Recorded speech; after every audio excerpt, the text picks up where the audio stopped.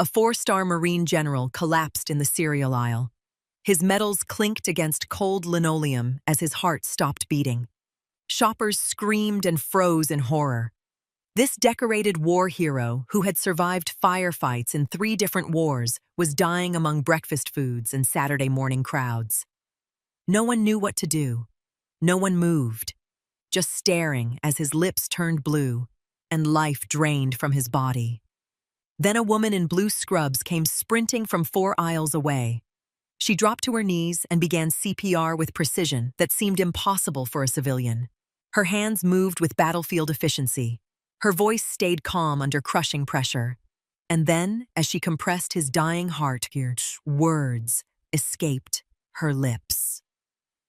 4 words that held a secret no one in that grocery store could have imagined. What happened next will prove that some warriors never stop fighting. And some identities never fade, even when the uniform comes off. Before we continue, hit that like button and drop a comment telling us where you are watching from. This story needs to be heard. To understand what happened in that grocery store, you need to know who these 2 people were before their worlds collided. Because this story is not about a random act of heroism. This is about 2 warriors whose paths were always meant to cross. 7:45 that morning, 3 hours before everything changed. General William Crawford sat in his dining room in suburban Arlington, reading the Washington Post coverage of the Afghanistan withdrawal. The article made his jaw tight. 40 years of service, and this was how it ended. Young Marines coming home to a country that had already moved on to the next news cycle. Coffee had gone cold in his cup. 3rd refill, and he barely tasted it anymore. Margaret Crawford appeared in the doorway, 70 years old, and still moving with the grace that had caught his attention at a USO dance in 1974. She carried his medication organizer, the 7-day pill case that had become part of their morning routine 6 months ago after the cardiologist appointment that changed everything. Bill looked up, managed a smile that did not quite reach his eyes. "You are grinding your teeth again." Margaret set the organizer beside his coffee mug. Small white pills and larger yellow ones. Beta blocker, statin, low-dose aspirin. The daily reminder that his body was not the machine it used to be. And just reading the news. The news will still be terrible after you take your pills. She pulled out the chair across from him and down with the deliberate movement of someone preparing to have a conversation he would not enjoy. "And after you stop pretending, your chest does not hurt." His hand halfway to his sternum froze. "I am fine. William Joseph Crawford." Full name. 47 years of marriage had taught him that tone meant surrender was the only option. "You are not fine. You had that look at breakfast. The one where you are deciding whether to tell me something or tough it out, like you are still jumping out of helicopters." He took the pills, swallowed them with lukewarm coffee that tasted like regret and resignation. "It is just tightness. Probably need to stretch. I skipped my walk this morning." Margaret sat across from him. Her eyes still sharp after all these years, still seeing through every wall he tried to build, studied his face like she was reading a map of their entire life together. "Maybe I should do the grocery run." "It is groceries, Maggie." He folded the newspaper with the same precision he had once used to fold the American flag at burial ceremonies. "Milk, bread, coffee. I survived Quezon. I think I can handle Oakmont Plaza on a Saturday morning. You survived Quezon 53 years ago. Now you are 71 with a heart condition you refuse to take seriously. The doctor said I am doing fine. The doctor said you are doing fine. If you take your medication, if you reduce stress, and if you do not ignore symptoms." She reached across the table, covered his weathered hand with hers. Hands that had held each other through deployments and homecomings, through births and graduations, through all the years that separate young love from old. "I am going to visit Sarah and the baby. I can stop at the store on the way back. Your daughter just had her first child. You are not skipping that to buy groceries." He squeezed her hand, feeling the fragility in her bones that she would never admit to. "I will be gone 30 minutes. In and out." Then I will come home, watch the game, maybe nap on the couch like the old man I am pretending not to be. Doctor's orders right. Reduce stress. What is less stressful than a Saturday afternoon doing absolutely nothing? Margaret studied him for a long moment. The kind of study that comes from knowing someone so completely that words become optional. Then she sighed. You are wearing the jacket with your medals again. Bill glanced down at the casual navy jacket hanging on his chair. The Bronze Star Purple Heart and Navy Cross pinned above the left pocket caught morning light streaming through lace curtains. Medal and ribbon that represented the 3 moments in his life when he had been most afraid and most alive. Habit. Habit or identity crisis? Can it not be both? He stood feeling the familiar twinge in his lower back, the tightness in his chest that had been getting worse lately, but that he kept telling himself was nothing. I spent 40 years being General Crawford, commanded battalions, made decisions that kept people alive or got them killed. Now I am just Bill the old guy who tells war stories nobody wants to hear at neighborhood barbecues. The medals remind me I did something that mattered. Margaret stood to walked around the table, straightened his collar, with the same gentle touch she had used when he deployed to Vietnam, to Desert Storm to Iraq. When she had kissed him goodbye, not knowing if he would come home. You matter because of who you are, not what you wore. Tell that to the man in the mirror. He kissed her forehead, breathing in the scent of her shampoo that had not changed in 30 years. 30 minutes. Then I am all yours for the weekend. We can watch that show you like. The one with the British people solving murders in small villages. If you feel anything, chest pain, shortness of breath, anything, you call me immediately. Yes, ma'am. He grabbed his keys from the bowl by the door, paused to look at the photographs lining the hallway. Him in dress blues, 23 years old, fresh from Quantico with the whole world ahead of him. Margaret in her wedding dress, 1975, both of them impossibly young. Their 2 daughters at various ages. Grandchildren he was still getting to know, still trying to be present for, in a way he had not been present for his own children during all those deployments. A lifetime compressed into frames on a wall. He stepped outside into Virginia morning warmth, October air that smelled like falling leaves and the end of things. Climbed into his sedan. The faded Eagle globe and anchor decal on the rear bumper caught sunlight as he backed out of the driveway. In the window, Margaret watched him go with a feeling she could not name. A tightness in her own chest that had nothing to do with medication or age. Just the 6th sense that comes from loving someone for nearly half a century. She watched until his car disappeared around the corner. Then she went inside to get ready for her own day, trying to shake the feeling that something was wrong. 7 o'clock that same morning, Northern Virginia Medical Center Emergency Department. The overnight shift always ended the same way. Fluorescent lights too bright. Coffee too cold. Rachel Torres charting final patient notes with hands that trembled slightly from 12 hours of controlled chaos. 14 traumas. 2 cardiac arrests. 1 motorcycle accident that had required every bit of her training and every ounce of her composure to keep the 23-year-old kid stable until the surgeon arrived.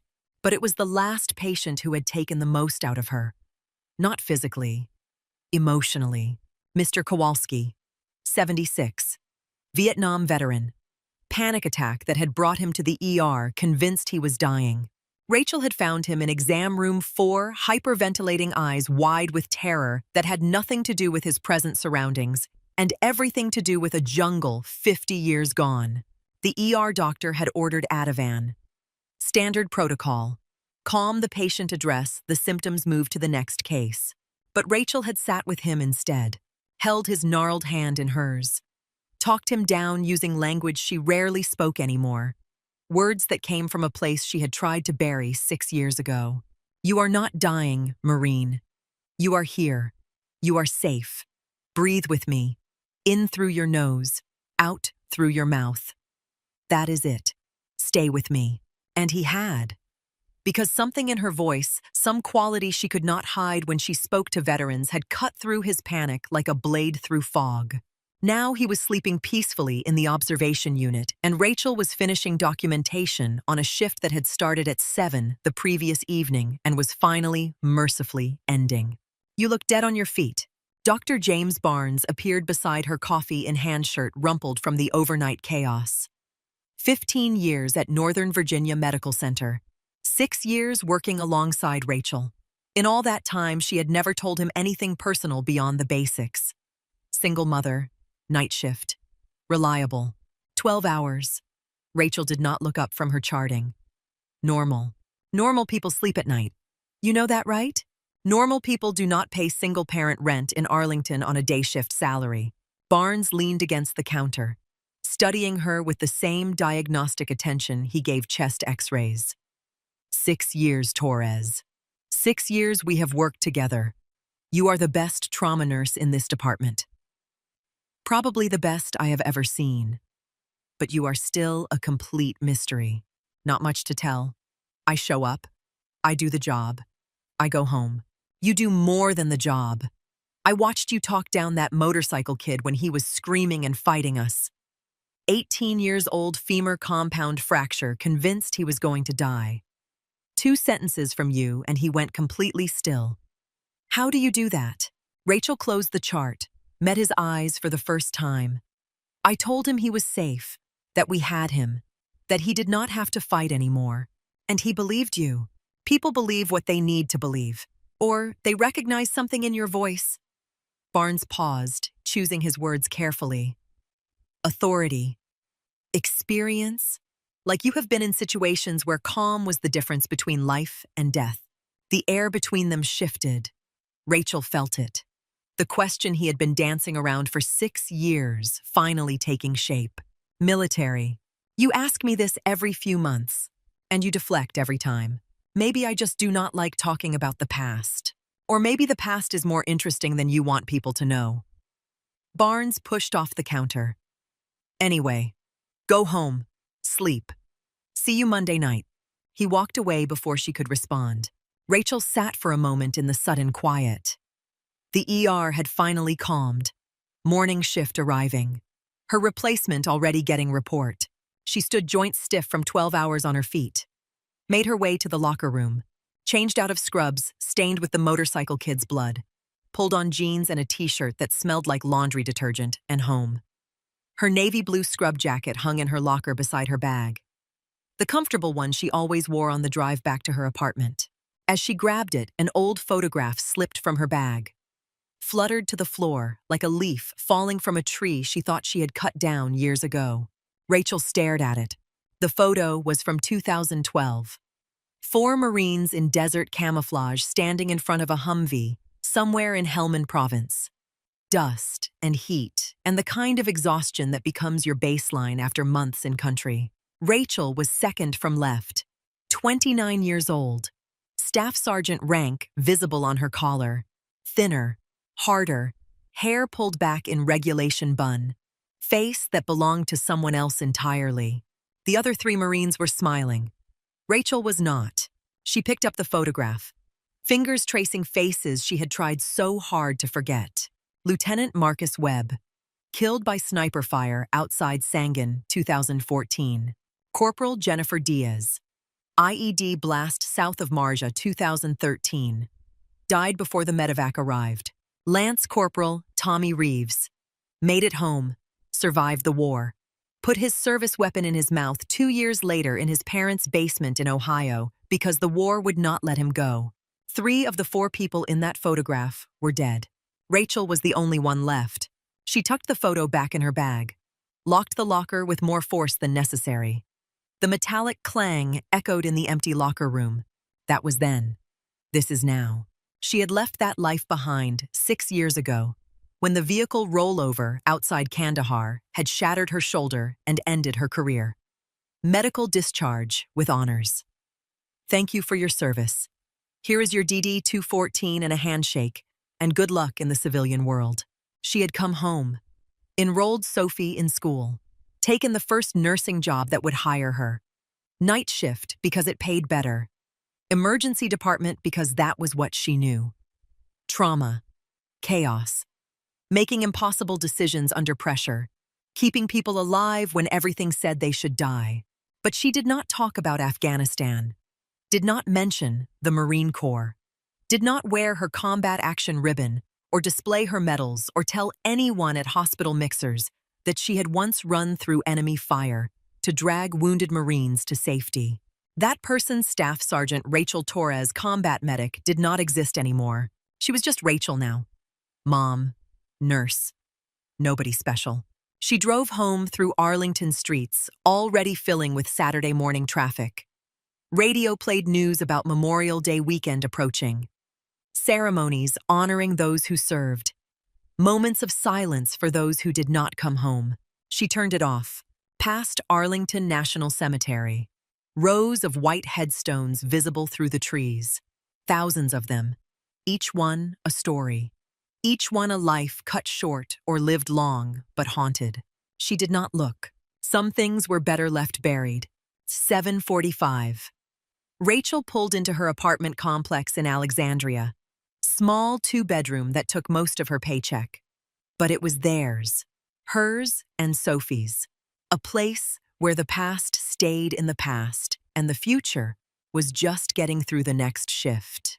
Mom, I made breakfast. They are kind of burned. Sophie Torres ambushed her the moment Rachel walked through the door. 9 years of boundless energy wrapped in a fierce hug that nearly knocked Rachel over. The best part of every homecoming. Kind of burned. Rachel laughed, the sound surprising her. In the hospital, she was controlled, calm. Here with Sophie, she could breathe. How burned are we talking? Like medium burned, not black, just really, really crispy. The kitchen table held the evidence. Scrambled eggs that were indeed very crispy. Toast that might have once been bread. Orange juice in her favorite Star Wars cup. It is perfect. Rachel sat down and took a bite of eggs that tasted like love and determination.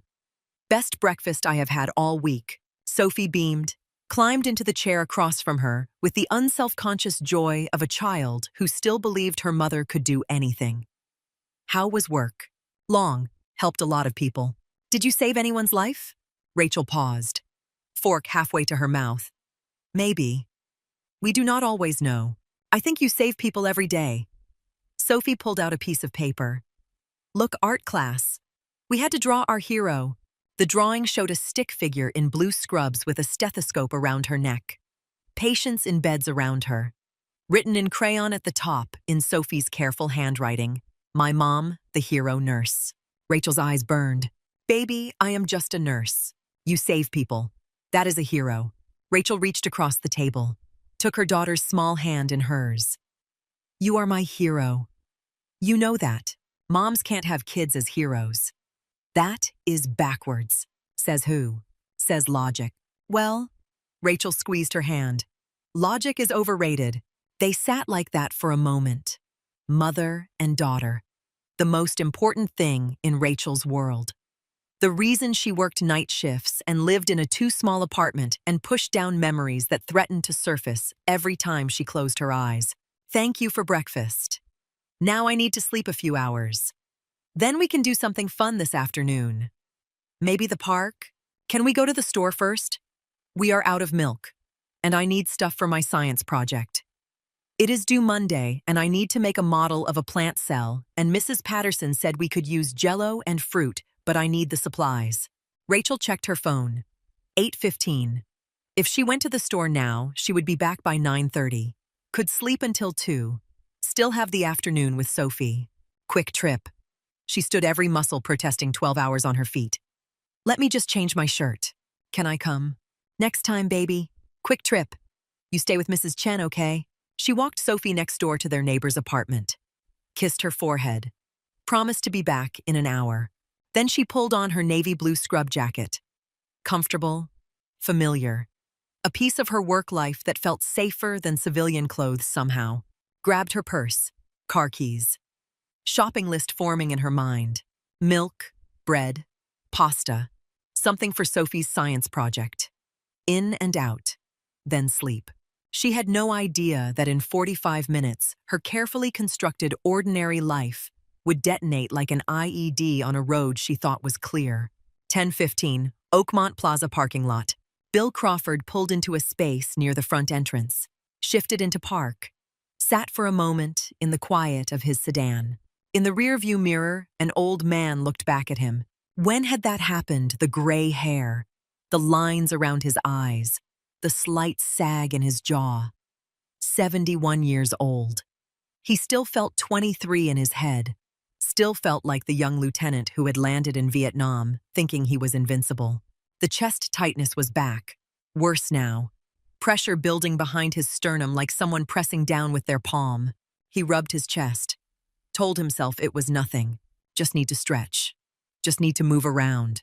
The Eagle Globe and Anchor decal on his bumper caught his eye in the side mirror. Margaret had suggested removing it more than once. "You are retired, Bill. You do not have to advertise." But he did. Because without that decal, without the medals on his jacket, without some visible marker of who he had been, he was just another old man buying groceries. Just another forgotten veteran in a country that thanked you for your service and then moved on. And that terrified him more than enemy fire ever had. He grabbed Margaret's shopping list, her neat handwriting, milk, bread, coffee, pasta sauce, cornflakes, climbed out of the car. The automatic doors whooshed open. Blast of air conditioning that made him pause for just a moment. Just groceries. In and out. Then home.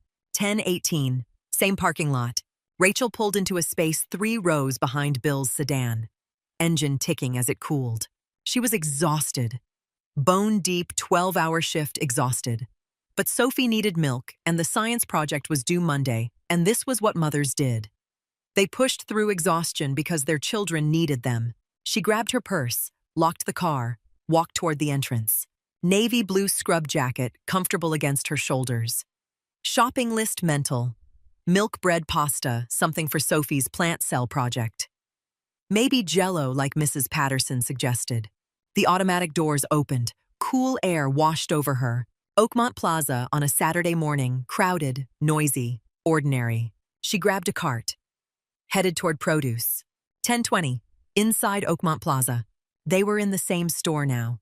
Bill Crawford in the coffee aisle, comparing brands with the same deliberation he had once used to plan combat operations. Dark roast or medium, Margaret liked medium. He preferred dark. Compromise. Medium dark. Rachel Torres in produce, selecting tomatoes with care. Sophie loved spaghetti. Homemade sauce was cheaper than jarred. She could make a big batch. Freeze portions for the week ahead. They passed each other in aisle 3. Pasta and rice. 2 strangers. No eye contact. No recognition. Bill moving toward dairy. Rachel moving toward frozen foods. Ships passing in an ocean of Saturday shoppers. The store music played something generic and forgettable. An announcement crackled over the PA system. Special on cereals, aisle 7. 2 for 1. Stock up now. Bill adjusted course. Cornflakes were on Margaret's list. Rachel found the frozen peas Sophie needed for her project. Dropped them in her cart alongside pasta and tomatoes. The clock on the wall read 10:23. In the cereal aisle, Bill reached for a box of cornflakes. His hand trembled. The pressure in his chest was worse now, radiating down his left arm, making it hard to catch his breath. He told himself it was nothing, just needed to get home, just needed to rest.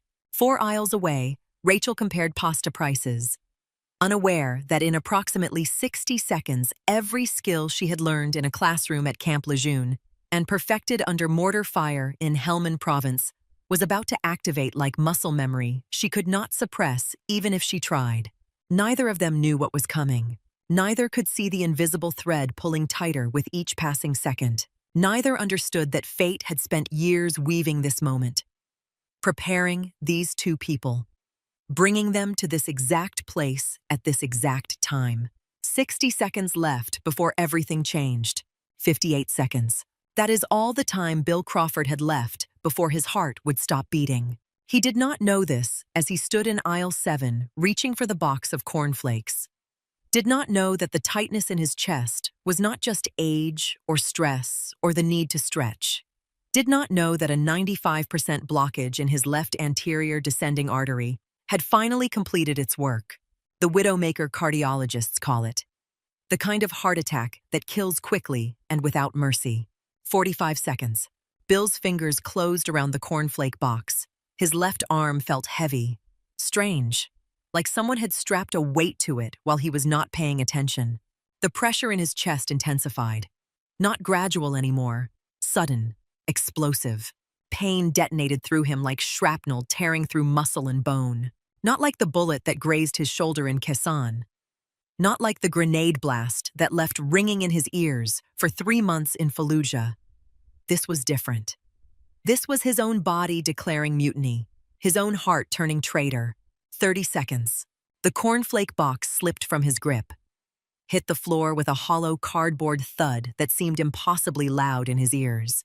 His right hand shot to his chest, gripped the fabric of his jacket, metals pressing into his palm.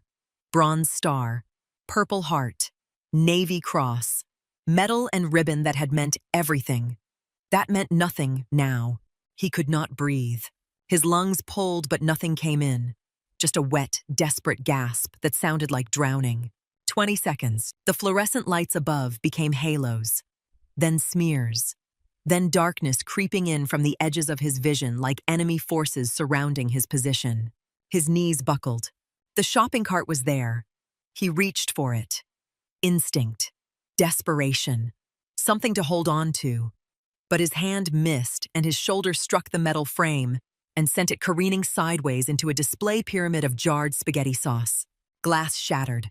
The sound crystalline and final. Red sauce splattered across white linoleum, spreading like blood from an arterial wound, like the blood he had seen too many times in too many places. Vietnam jungle floor, Kuwaiti desert sand, Iraqi city streets. 10 seconds. Bill went down hard. His shoulder hit first, then his hip, then his cheek pressed against cold floor that smelled of industrial cleaner and 1,000 footsteps and the death that was coming for him now after all these years of outrunning it. The metals on his jacket clinked against tile. That small metallic sound, barely audible over the sudden chaos erupting around him, but somehow louder than everything else. Bronze and silver striking linoleum. A warrior brought low in aisle 7 between breakfast cereals and canned vegetables. 5 seconds. His heart hammered erratically. Ventricular fibrillation. The electrical system misfiring. Chambers quivering instead of pumping. Blood not moving. Brain not getting oxygen. Then his heart stuttered. Paused. Stopped. 0. Bill Crawford was clinically dead. His vision collapsed to a pinpoint. Then nothing. Just darkness and the strange floating sensation of consciousness separating from body. In his mind, he was not in a supermarket anymore. He was 24 in the jungle. Lieutenant Crawford watching Sergeant Michael's chest torn open by AK-47 fire. Watching the medic work frantically. Watching the light go out of Michael's eyes while Bill held his hand and lied and said, "You are going to be fine. You are going to make it stay with me." He was 37 in the Kuwaiti desert. Captain Crawford, kneeling beside Corporal Hayes, whose legs had been shredded by artillery, holding pressure on the femoral artery, talking to him, keeping him conscious. "Stay with me, Marine. Medevac is coming. You are going home. Stay with me." He was 56 at Arlington National Cemetery. General Crawford standing at attention, saluting as they lowered another flag-draped casket into the ground. Another young Marine who had trusted him to bring them home. Another family destroyed. Another name added to the list of those he could not save. All those faces compressed into a single, eternal moment. All those decisions. All those lives in his hands. He had survived so much, led so many. And now he was dying on a grocery store floor surrounded by strangers who did not know him, did not know what he had done or who he had been. Just an old man collapsed between cereal boxes, alone. A woman screamed, the sound distant, underwater, not real anymore. Then another scream, closer, more urgent. Footsteps, running, stopping short. Voices talking, but the words did not make sense. Just noise, just chaos. Someone call 911. Oh my God, is he breathing? Does anyone know CPR? Somebody help him. The crowd formed around Bill's body like a circle of witnesses to an execution. 15 people, then 20, then more, backing away, creating space, staring, nobody moving, nobody acting, just watching. A young mother pulled her toddler close, turned the child's face away from the dying man on the floor, her own face pale with horror. She wanted to help, should help, but her hands would not move. Her feet would not step forward, just frozen. A teenage stock boy stood 3 feet away, phone in his trembling hand. Someone had shouted, "Call 911," but he could not think, could not process. Just stared at the old man whose lips were turning blue. A middle-aged man knelt beside Bill. Veteran himself. Recognized the medals on Bill's jacket even before he saw the face. Reached for Bill's wrist. Checked for pulse. Nothing. No pulse, no breathing, no response. He looked up at the crowd, panic in his eyes. Somebody help. He is not breathing. We need help now. But nobody stepped forward. Bystander effect in real time. Everyone assuming someone else would act. Everyone frozen by shock and uncertainty and fear of doing the wrong thing. Bill's chest was still, his face turning from pale to ashen to something worse, a grayish hue that meant his brain was being starved of oxygen. That brain damage was occurring, that if someone did not do something in the next 60 seconds, he would be beyond saving. The veteran tried to remember CPR, civilian course he had taken years ago. Hands on chest, push hard, push fast. But his own hands were shaking, his own breath coming too quick. And Bill was so still, so obviously dying or already dead. What if he made it worse? What if he did it wrong? What if? The seconds ticked by. Bill's consciousness flickered, the darkness winning, the light fading. This was it. This was how it ended. Not with honor, not surrounded by family, alone among strangers between breakfast foods and canned soup. His purple heart pressed against dirty tile, and that is when she appeared. Rachel Torres was 4 aisles away in frozen foods, comparing prices on bags of peas for Sophie's science project. Thinking about sleep, about getting home, about the ordinary concerns of an ordinary Saturday morning. Then she heard it. The crash of glass, the screams, the sudden spike of chaos that cuts through ambient noise like a knife. Every sense in her body activated. Combat instinct. Battlefield awareness. The thing that had kept her alive for 2 tours in Helmand Province when every day brought new ways to die. Someone is down. She did not think it. She knew it. The way you know incoming fire from the sound. The way you know IED from the smell of disturbed earth. Someone is dying. Rachel abandoned her cart, just left it there mid-aisle. Peas forgotten, shopping forgotten, everything forgotten except the mission that had just activated in her nervous system like muscle memory she could not suppress. She ran, full sprint, sneakers hitting linoleum in rapid rhythm, navy blue scrub jacket flapping behind her, dark hair pulled back in ponytails streaming. People turned to stare at this woman running through the grocery store, but she did not see them, did not care. Her world had narrowed to a single point. The commotion 4 aisles over, the sound of people shouting for help that was not coming. She rounded the corner into aisle 7, saw the crowd, saw the man on the floor, saw the stillness of his chest. Time slowed. Her training took over completely. Field medical assessment happening in microseconds. Adult male, elderly, unresponsive, cyanotic, not breathing. Cardiac arrest. She hit the crowd at full speed and they parted for her. Something in her body language. Something in the way she moved. Authority. Purpose. The kind of presence that commands space without asking. She dropped to her knees beside Bill Crawford. No hesitation. No permission sought. No questions asked. Her fingers went immediately to his neck. Carotid pulse. The way they had taught her at Camp Lejeune. The way she had done 100 times in Afghanistan. Nothing. no pulse.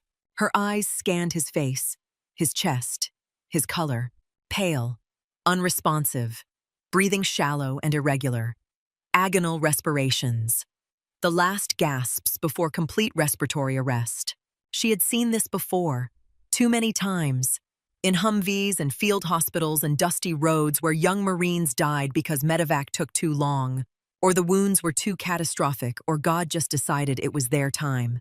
But not today. Not here. Not on her watch. Call 911. Her voice cut through the chaos with absolute authority. Command voice. The voice that had ordered Marines under fire. The voice that did not allow for argument or hesitation. The teenage stockboy fumbled for his phone. Now. Rachel did not look at him. Her hands were already moving, tilting Bill's head back, opening his airway, checking his mouth for obstructions. Clear. Her hand moved to his chest. Found the xiphoid process, the bottom of the sternum, measured 2 finger widths above it. Placed the heel of her palm in the center of his chest. Laced her other hand on top. Locked her elbows. She had done this so many times the movements required no thought. Camp Lejeune training course. Advanced Combat Lifesaver certification. Field practice on training dummies. Real practice on real Marines whose hearts had stopped from shock or blood loss or trauma. CPR was muscle memory now, written into her nervous system, part of who she was. She began compressions. Hard. Fast. Exactly 100 beats per minute. Her body weight drove down through her shoulders with each push, compressing his chest 2 full inches, feeling his ribs flex beneath her palms, hearing the slight crack that meant cartilage separating. Normal. Expected. Better broken ribs than a dead patient. 1, 2, 3, 4. She counted in her head, keeping rhythm, keeping pace. 10, 15, 20. Her arms were already burning. CPR is exhausting, takes every bit of strength and endurance, but her technique never wavered. 25, 26, 27, 28, 29, 30. She stopped compressions, tilted his head back, pinched his nose, sealed her mouth over his. 2 rescue breaths, watching his chest rise with each one. Airway patent. Lungs accepting air. Back to compressions immediately. 1, 2, 3. The crowd had gone silent. Watching this woman in blue scrubs fighting for a stranger's life with a level of skill that seemed impossible for a civilian. The veteran who had checked for pulse knelt beside her. What can I do? Rachel did not stop compressions. Time me. Tell me when 2 minutes are up. And talk to him. Keep talking to him. The veteran leaned close to Bill's face. You are going to be okay, brother. She has got you. You are going to make it. Stay with me. Rachel registered the words peripherally. Stay with me. The language of warriors. But she could not think about that now. Could not think about anything except the rhythm. At 10, 15, 20. Sweat beaded on her forehead. A strand of dark hair fell across her face. She ignored it. Her world had compressed to this. This chest. This rhythm. This fight. 25, 29, 30. 2 breaths. Back to compressions. She barely registered the crowd around them. Shoppers backing away to give her room. Creating a silent circle of witnesses. Someone whispering a prayer. Someone else filming on their phone. Rachel noticed none of it. 1 minute of compressions. Her shoulders screamed, her arms trembled, but her pace never slowed, never wavered. Because this is what Marines do. They fight when everyone else has given up. They refuse to surrender. They do not stop until there is nothing left to fight for. Bill's medals pressed into the tile beneath him, clinking softly with each compression. Bronze Star, Purple Heart, Navy Cross. A lifetime of service reduced to medal and ribbon while a stranger fought to keep his heart beating. 1 minute, 30 seconds. Rachel's breath came hard now. CPR is an athletic event, requires the same cardiovascular endurance as running sprints. Her heart hammered, her muscles burned, but her hands never stopped moving. 30 compressions, 2 breaths, 30 compressions. 2 breaths. The mechanical precision of it. The relentless repetition. The only thing standing between this man and death. 2 minutes. The veteran looked at his watch. 2 minutes. Rachel kept going. She could feel Bill's ribs flexing with each compression. Could feel the sternum giving under her palms. Could hear the slight wheeze as air moved in and out of his lungs with each rescue breath. But no pulse. Not yet. She pressed harder. Faster. Counting. Always counting. Her mind locked into that merciless arithmetic of survival. 30 compressions equals 15 seconds. 2 breaths equals 5 seconds. 20 seconds per cycle. 3 cycles per minute. Keep going. Do not stop. Never stop. 2 minutes 30 seconds. And then it happened. Without thinking. Without planning. Words escaped her lips. Words pulled from some deep place where her service still lived. Where Afghanistan still existed. Where she was still Staff Sergeant Torres and not just Rachel the nurse. "Stay with me, Marine," she said it quietly. Fiercely. The same way she had said it on a Humvee floor in Helmand Province when Corporal David Chen's heart had stopped from shock and blood loss. "Stay with me." The same way she had said it to Lance Corporal Tommy Reeves when shrapnel had torn through his chest and his eyes had started to go distant. "Stay with me, Marine." Core language.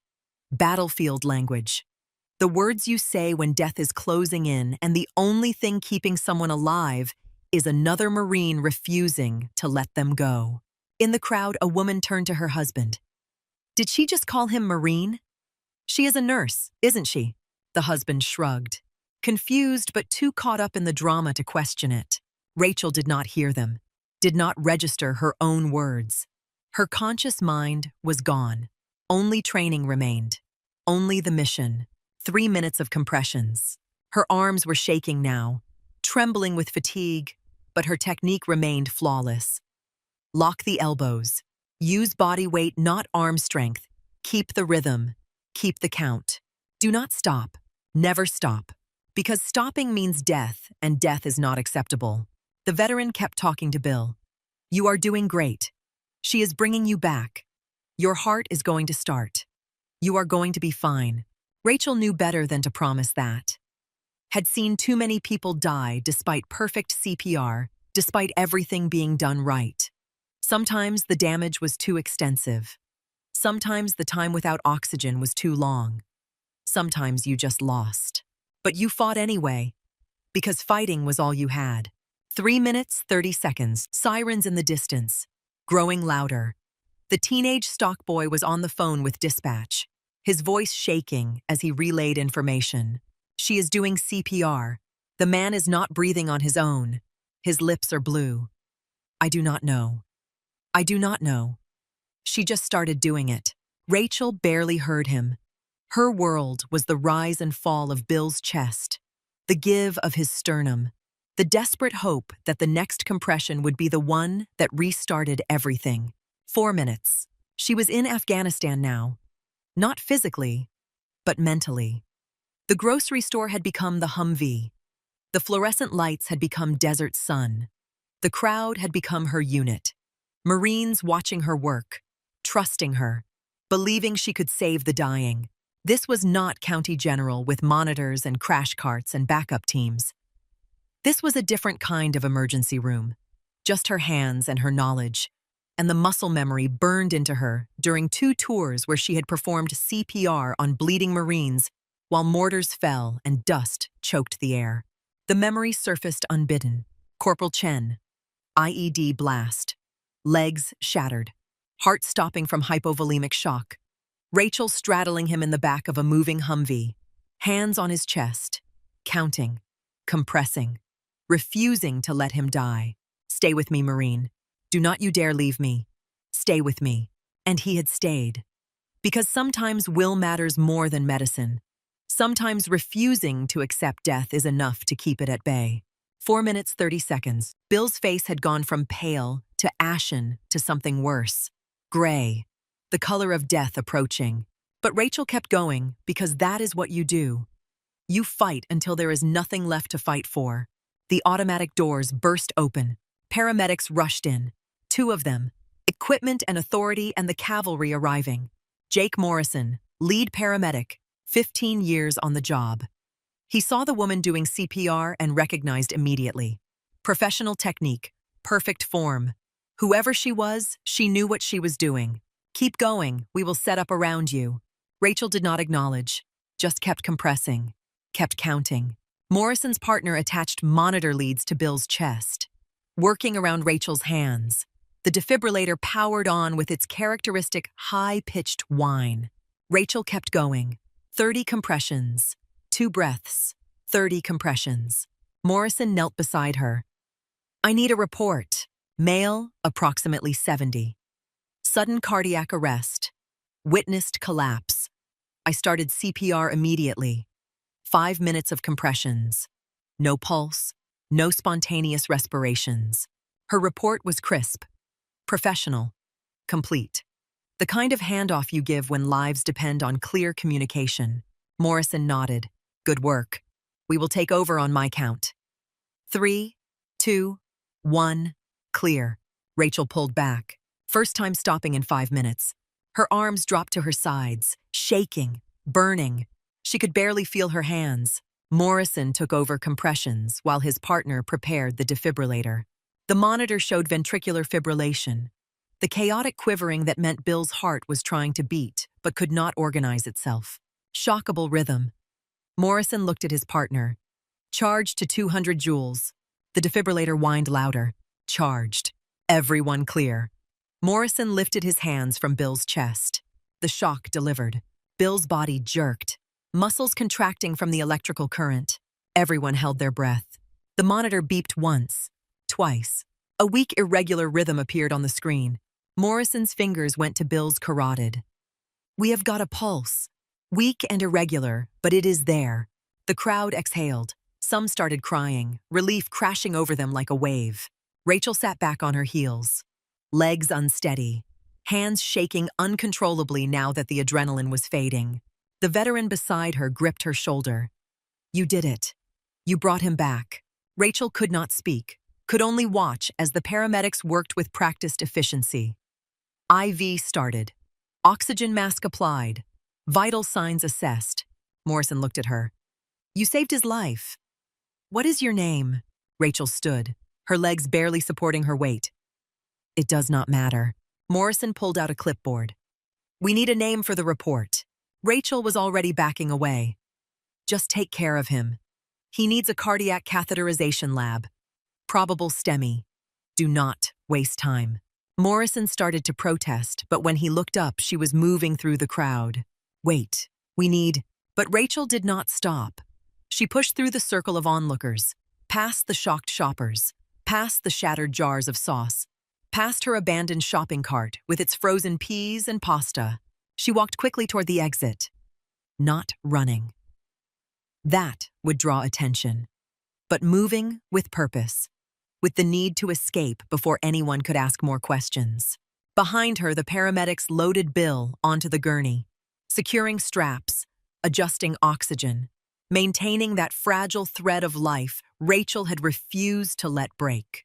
Morrison turned to the veteran. Who was she? The veteran shook his head. I do not know. She just appeared and started working. Morrison looked at the crowd. Anyone know her name? Heads shaking, shrugs, confusion. Morrison turned to his partner. Female, late 30s, dark hair, blue scrub jacket, medical training, obviously professional level. Get a description for the report. But Rachel was already in the parking lot. She reached her car, fumbled her keys, dropped them, picked them up with hands that would not stop shaking, got the door open, sat in the driver's seat, left the door open because she could not handle the enclosed space right now, gulped air. The adrenaline crash hit like a freight train. Her hands trembled violently. Her breath came in short gasps.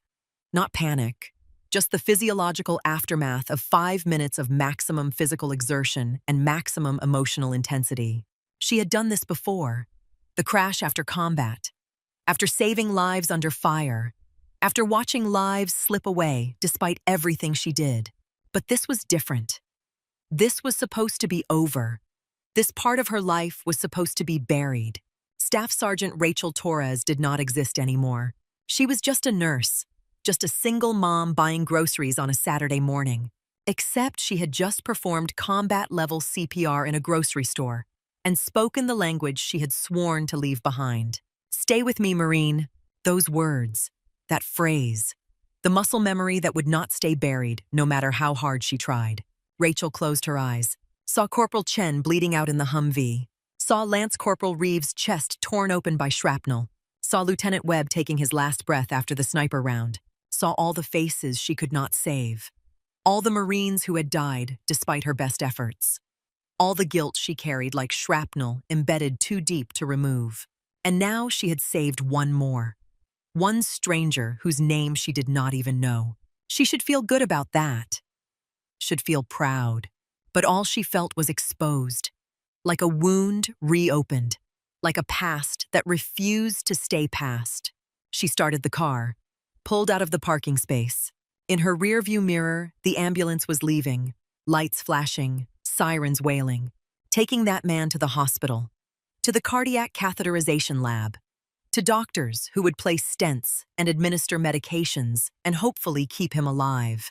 Rachel drove toward home, realized she had forgotten the groceries, the milk, the bread, the supplies for Sophie's science project. Realized she had just saved a stranger's life and abandoned her shopping cart and disappeared without giving her name, just like she had done 6 years ago when she had left the Marine Corps. Turned in her rifle, removed her uniform, walked away without looking back. She thought she had escaped. Thought she could be someone else.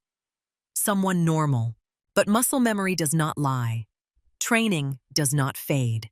And who you are in your hardest moments stays with you forever. No matter how hard you try to bury it. Her phone buzzed. Text from Mrs. Chen. "Sophie is asking when you will be back." "Is everything okay?"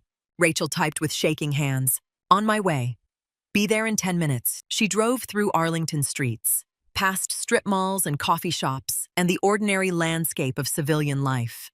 But in her head, she was still in that grocery store, still counting compressions, still fighting death, still whispering words she thought she had left behind. "Stay with me, Marine." What Rachel did not know. What she could not possibly imagine as she drove home to her daughter and her ordinary life. What would only become clear in the days ahead. Those 4 words had been heard. A witness in the crowd had caught them, had found them strange, had remembered them. And those 4 words would set in motion a search that would pull Rachel back into a world she thought she had escaped forever. Because the man whose heart she had restarted was not just any stranger. He was General William Crawford, 4-star Marine, 4 decades of service. A man who commanded respect and loyalty and resources. And when he woke up 3 days later in a hospital bed when he learned that someone had saved his life, and disappeared when he discovered those 4 words that held the key to everything. He would move heaven and earth to find her. Marines do not leave Marines behind. Not on battlefields, not in gratitude, not ever. 3 days passed before Bill Crawford opened his eyes again. 3 days of machines breathing for him. Of his heart beating under chemical assistance, of Margaret sitting vigil beside a bed in the cardiac intensive care unit holding his hand and whispering prayers she had not spoken since Vietnam, when she was 22 and waiting for letters that sometimes did not come. 3 days of their daughters flying in from across the country. Of grandchildren kept in the waiting room because the sight of their grandfather with tubes down his throat would give them nightmares for years. 3 days of doctors using words like massive myocardial infarction and left anterior descending artery, and if he makes it through the next 48 hours. But on the 3rd day, Bill's eyes opened. The world came back slowly, in pieces, like a photograph developing in a dark room. First the beeping, steady rhythmic electronic sound that his brain could not identify. Not gunfire, not mortars. Something else. Second, the smell, antiseptic and plastic, and the particular staleness of recycled air. Hospital smell. He knew it from visits to wounded Marines, from standing at bedsides and pinning medals on young men who would never walk again. Third, the pain, dull ache in his chest, soreness in his throat like someone had shoved a pipe down it. Weakness in every muscle. Fourth Margaret's face. She was sitting in a chair, pulled close to his bed. Her head rested on her arms on the mattress beside him. Asleep, gray hair falling across her face. Lines of exhaustion etched deeper than they should be.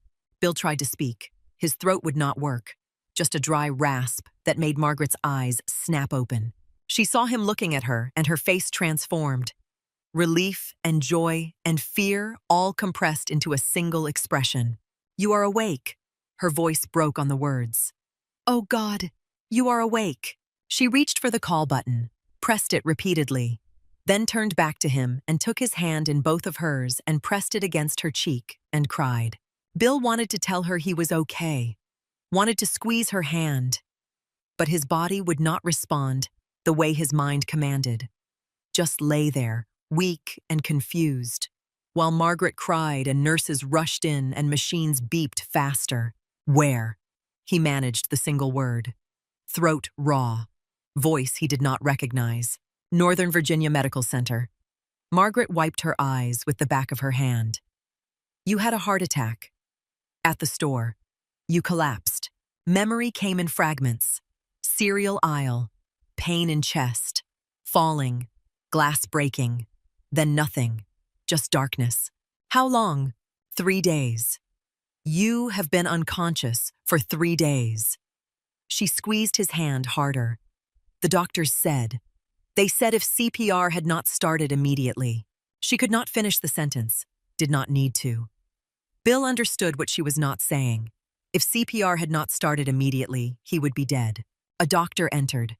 Dr. Anjali Patel, mid-50s, Indian American, wearing the calm professional expression that doctors learn to maintain even when delivering terrible news. General Crawford. She moved to the bedside, checked monitors with practiced efficiency. "Welcome back. You gave us quite a scare. What happened?" Dr. Patel pulled up a stool, sat down at eye level with him. "You suffered a massive myocardial infarction. Heart attack. The left anterior descending artery was 95% occluded. Completely blocked blood flow to a significant portion of your heart muscle." Bill processed this information the way he had once processed tactical briefings. Assessing, analyzing, understanding the severity. Prognosis. You are alive. That is the good news. Dr. Patel's expression softened slightly. "We placed 2 stents. Restored blood flow. The damage to your heart muscle was significant, but you are stable now. With medication and cardiac rehabilitation, you can recover. But you were clinically dead for approximately 4 minutes. No pulse, no respirations. If someone had not performed CPR immediately and correctly, you would not have survived." Bill looked at Margaret. "Who? That is what we have been trying to figure out." Margaret's voice carried frustration. "The paramedics said a bystander performed CPR. A woman. But she did not stay. No one got her name. A woman." Bill's mind tried to sort through the fragments of memory. The falling, the darkness. Had there been hands on his chest? Had there been a voice? He could not remember. Dr. Patel stood. "I will let you rest. Your family can visit briefly, but you need to conserve your strength. Recovery from this type of cardiac event takes time." She left. Margaret pulled her chair closer. Their daughters appeared in the doorway. Jennifer and Sarah, both with red eyes from days of crying and waiting and not knowing. Bill looked at his wife, at his daughters, at the life he had almost lost in a grocery store buying cornflakes. "I need to find her." Margaret blinked. "What?" "The woman. Who did CPR. I need to thank her." "Bill, you just woke up. You need to rest." His hand tightened on hers. Stronger now, the fog clearing. "I need to find her, Maggie. I owe her my life." "We tried." Jennifer stepped into the room. "We called the store. We talked to the manager. They have security footage, but the quality is terrible. You can see someone doing CPR, but you cannot see her face." Bill's eyes sharpened, the strategic mind engaging. The general who had spent decades solving impossible problems activating, despite the weakness in his body. "Get Marcus. Marcus Webb, your old aide. Bill nodded. Tell him I need to see him. Today. Bill, you need to rest. I will rest after I find her. His voice was getting stronger, the rawness fading. This is important, Maggie. More important than rest.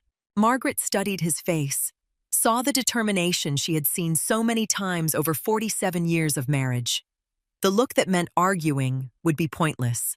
I will call him. 6 hours later, Colonel Marcus Webb sat in a chair beside Bill's hospital bed.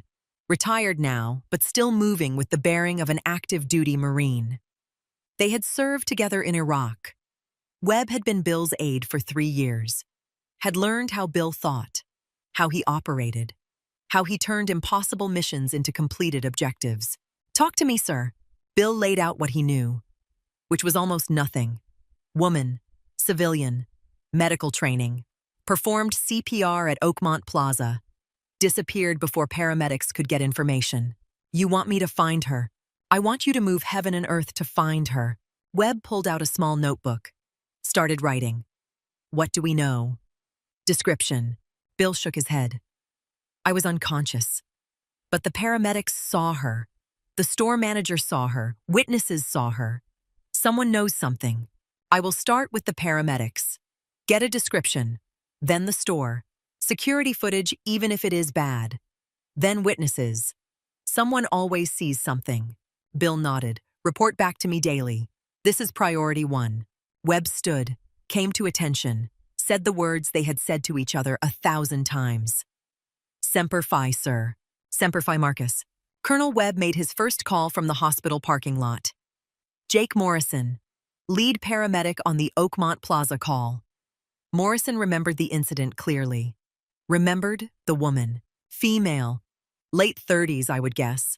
Dark hair pulled back, athletic build. Maybe 5'6". She was wearing a blue scrub jacket, like hospital staff wear. But it was Saturday morning, she was shopping, off-duty. What else? Her technique. Morrison's voice carried professional respect. It was perfect. Not good. Not adequate. Perfect. Hand placement exact. Depth and rate perfect. She gave me a medical report that was better than some EMTs I work with. Used terminology that civilians do not know. What terminology? She told me the patient needed a cardiac catheterization lab. Probable STEMI. That is ST elevation myocardial infarction. Not language you pick up from a CPR class. So she has medical training. Professional level. Morrison paused. Look, I have been doing this 15 years. I have seen a lot of bystander CPR. This was not bystander level. This was someone who has done this before. Multiple times. Under pressure. She knew exactly what she was doing. Anything else? She disappeared. I turned to grab my clipboard, and when I looked back, she was gone. Vanished into the crowd. I asked around. Nobody knew her name. Nobody had seen where she went. Webb made notes. What about her vehicle? License plate. I do not know. Morrison sounded frustrated. It all happened so fast. We were focused on the patient. By the time we thought to get more information, she was already gone. If you remember anything else, call me. Webb gave him a number. Anything at all. Next call. Tom Harrison, Oakmont Plaza manager. Harrison pulled the security footage. Gave Webb access to watch it in the store's back office. Grainy black and white video from cameras that should have been upgraded a decade ago. Webb watched the collapse. Watched Bill go down. Watched the crowd form. Then watched a figure sprint into frame from the left side of the screen. Blue jacket visible even in black and white. Dark hair. Moving with purpose and speed. Webb watched her drop to her knees. Watched her hands move to Bill's chest. Watched her perform CPR with textbook precision. But the angle was wrong. The crowd blocked most of the view. And when she stood up afterward, her face was obscured by other shoppers. Webb ran the footage back. Watched it again. And again. Looking for any detail that might help. Blue scrub jacket. That meant medical field, nurse, doctor, medical tech, something. Athletic build, fast sprint. Physical fitness level suggested active lifestyle. maybe military background, maybe just someone who took care of themselves. But it was not enough. Not enough to identify her in a city of 600,000 people. Webb drove to the hospital that night, found Bill sitting up in bed, color better, strength returning. Margaret had gone home to shower and sleep after 3 days of vigil. What do you have? Webb laid out everything. Paramedic description, security footage, the blue scrub jacket detail. So she works in healthcare. Bill's mind was already working the problem. Local hospital, medical center, clinic. Narrow it down, sir. Webb hesitated. There are dozens of medical facilities in Northern Virginia, thousands of healthcare workers, and we do not even know for certain she works locally. She could have been visiting, could have been from anywhere. Start local. Bill's voice carried the command authority that 40 years of service had ingrained. Call every hospital in a 20-mile radius. Ask if they have nurses or medical staff who were off duty Saturday morning, who might have been shopping at Oakmont Plaza. Webb made notes. That is a lot of phone calls. Then make a lot of phone calls. I will need help. Bill reached for his phone, started scrolling through contacts. I know people. We will get you help. Over the next week, Webb coordinated what became an increasingly elaborate search operation. Other retired Marines joined in, officers Bill had served with, enlisted personnel who owed him favors. A network built over 4 decades, activating for a single mission. Find the woman who saved the general's life. They called hospitals, nursing agencies, medical staffing companies. Do you have female employees? Late 30s, dark hair, who might have been shopping at Oakmont Plaza on Saturday, October 14th. Some facilities were helpful. Others cited privacy regulations. None had useful information. They interviewed witnesses, the young mother who had pulled her child away, the stock boy who had called 911, the veteran who had knelt beside Bill. Everyone remembered the woman. No one knew her name. She just appeared. The veteran told Webb, like she materialized out of nowhere, started working, saved his life, then disappeared, like a ghost. Dead end after dead end. Bill grew increasingly frustrated, spent hours in his hospital bed making phone calls, contacting people he had not spoken to in years, pulling strings, calling him in favors. Margaret watched him obsess, watched his blood pressure climb, watched the cardiac monitors spike when he got agitated. Bill, you need to let this go. You are going to make yourself sick. I cannot let it go. Why? Why does it matter so much? Bill looked at his wife, at the woman who had stood beside him through 3 wars and 4 decades of service, who had raised their daughters mostly alone during his deployments, who had earned every gray hair and every worry line. Because she saved me, because I owe her my life, because... He struggled to articulate what he felt. Because Marines do not leave Marines behind. Margaret sat down on the edge of his bed. What makes you think she is a Marine? I do not. He could not explain it. The feeling in his gut. The sense that this woman was more than just a skilled civilian. That there was something else. Something he was missing. 2 weeks after the heart attack, Bill was transferred to a cardiac rehabilitation facility. Physical therapy, supervised exercise, medication management. The slow, frustrating process of teaching his damaged heart to work again. He continued the search from his new room, made calls between physical therapy sessions, coordinated with Webb and the growing team of volunteers helping with the investigation. 47 phone calls over 3 weeks. That was what it took. 47 conversations with hospital administrators and VA officials and veteran service organizations and military personnel offices. 47 threads pulled in an increasingly complex web. And then, on a Tuesday afternoon, 3 weeks after his heart had stopped in a grocery store, the breakthrough came from the most unlikely source. Bill's phone rang. Northern Virginia Medical Center. Volunteer coordinator. General Crawford, this is Linda Martinez. I coordinate volunteers here at the hospital. Yes, how can I help you? A woman called. She was at Oakmont Plaza. She was there when you collapsed. She heard something and it has been bothering her. She finally worked up the courage to call. Bill sat up straighter. ignoring the pull of still healing incisions. What did she hear? She would rather tell you in person. Can she come see you this afternoon? 2 hours later, Patricia Hughes sat in a chair in Bill's room. Nervous, clutching her purse, feeling slightly ridiculous for making such a big deal out of something that was probably nothing. Bill leaned forward. Mrs. Hughes, thank you for coming, please. Tell me what you heard. Patricia took a breath. I was there. At the store. I saw you collapse. I saw the woman doing CPR. I was standing close, maybe 10 feet away. And she said something while she was doing CPR. I heard her say it. It seemed odd at the time, but with everything happening so fast, I did not think much of it. But it has been bothering me. So I called. What did she say? Patricia met his eyes. She said, "Stay with me, Maureen." The words hit Bill like a physical force. Silence filled the room. His hands gripped the armrests of his chair. Say that again. She said, "Stay with me, Maureen." Patricia spoke slowly, clearly. I remember because I thought it was strange. She was wearing scrubs, like a nurse. But she called you Maureen, like she knew you, or like she was one herself. Bill could not breathe, not from his damaged heart, from recognition, from understanding. Stay with me, Maureen. That was not civilian language. That was not something you picked up from television or medical school. That was core language. That was what Marines said to each other in firefights, in casualty collection points. When everything was going to hell and the only thing keeping someone alive was another Marine refusing to let them go. She served. Bill's voice was barely a whisper. Excuse me, the woman who saved me. She is Marine Corps. Patricia looked uncertain. I do not know.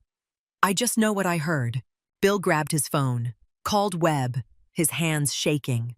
Not from weakness, from excitement, from the first real lead they had gotten in 3 weeks. Marcus, I know how to find her. Sir, she is one of us. She is Marine Corps. I am certain of it. How do you know? Because a witness heard her say, "Stay with me, Marine," while she was doing CPR. Bill's voice was stronger now, more certain. That is not civilian language. That is what we say to each other. What we have always said to each other. Webb was quiet for a moment.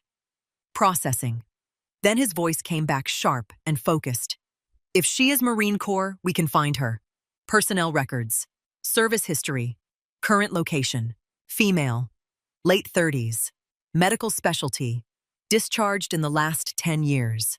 Living in Northern Virginia. Bill rattled off the parameters. Start with Marine Corps Personnel Command at Quantico. Cross-reference with VA healthcare enrollment, with nursing licenses, with hospital employment databases. That is going to take time, sir. Then start now. Patricia left shortly after. Bill thanked her profusely, told her she had just given him the key to everything. He sat alone in his room, heart monitor beeping steadily, the miracle of modern medicine keeping him alive so he could complete this mission. Stay with me, Marine. Those words meant everything. Meant she had stood where he had stood, sworn the same oath, lived by the same code. Somewhere out there was a woman who had saved his life, a woman who spoke his language, who understood what it meant to fight death and refuse to surrender, and he was going to find her. Marines do not leave Marines behind, not in combat zones, not in hospitals, not in gratitude. The search intensified. Webb contacted Marine Corps Personnel Command, requested database access. Former Marines, female, medical occupational specialty, discharged between 2015 and 2020. Geographic location, Northern Virginia area. The database returned 43 names. Webb started making calls, verifying current employment, cross-referencing with physical descriptions from the paramedic and witnesses. Too old, wrong specialty, wrong location, moved out of state. Male, not female, despite the name. One by one, the names were eliminated. Bill worked his own channels, called friends still on active duty, asked them to run queries through military databases, to check with VA hospitals, to look for any female Marine with combat medical experience now working in civilian healthcare. The network expanded, former subordinates across the country helping, making calls, sending emails, following leads, day after day, name after name. Most led nowhere. But Bill kept pushing, kept calling, kept searching, because this was what he did. This was who he was. A Marine who did not quit, who did not accept failure, who completed the mission no matter how impossible it seemed. 3 weeks and 47 phone calls after Patricia Hughes had come forward. Webb called with news. "Sir, I think I found her." Bill's heart rate spiked. The monitor beside his bed beeped faster. "Talk to me." Staff Sergeant Rachel Torres, United States Marine Corps. Enlisted 2011. Discharged 2017. Medical discharge following vehicle rollover shoulder injury. 2 tours, Afghanistan. Field medical specialist. Currently employed at Northern Virginia Medical Center. Night shift. Emergency department. Bill closed his eyes. Let the information wash over him. He had found her.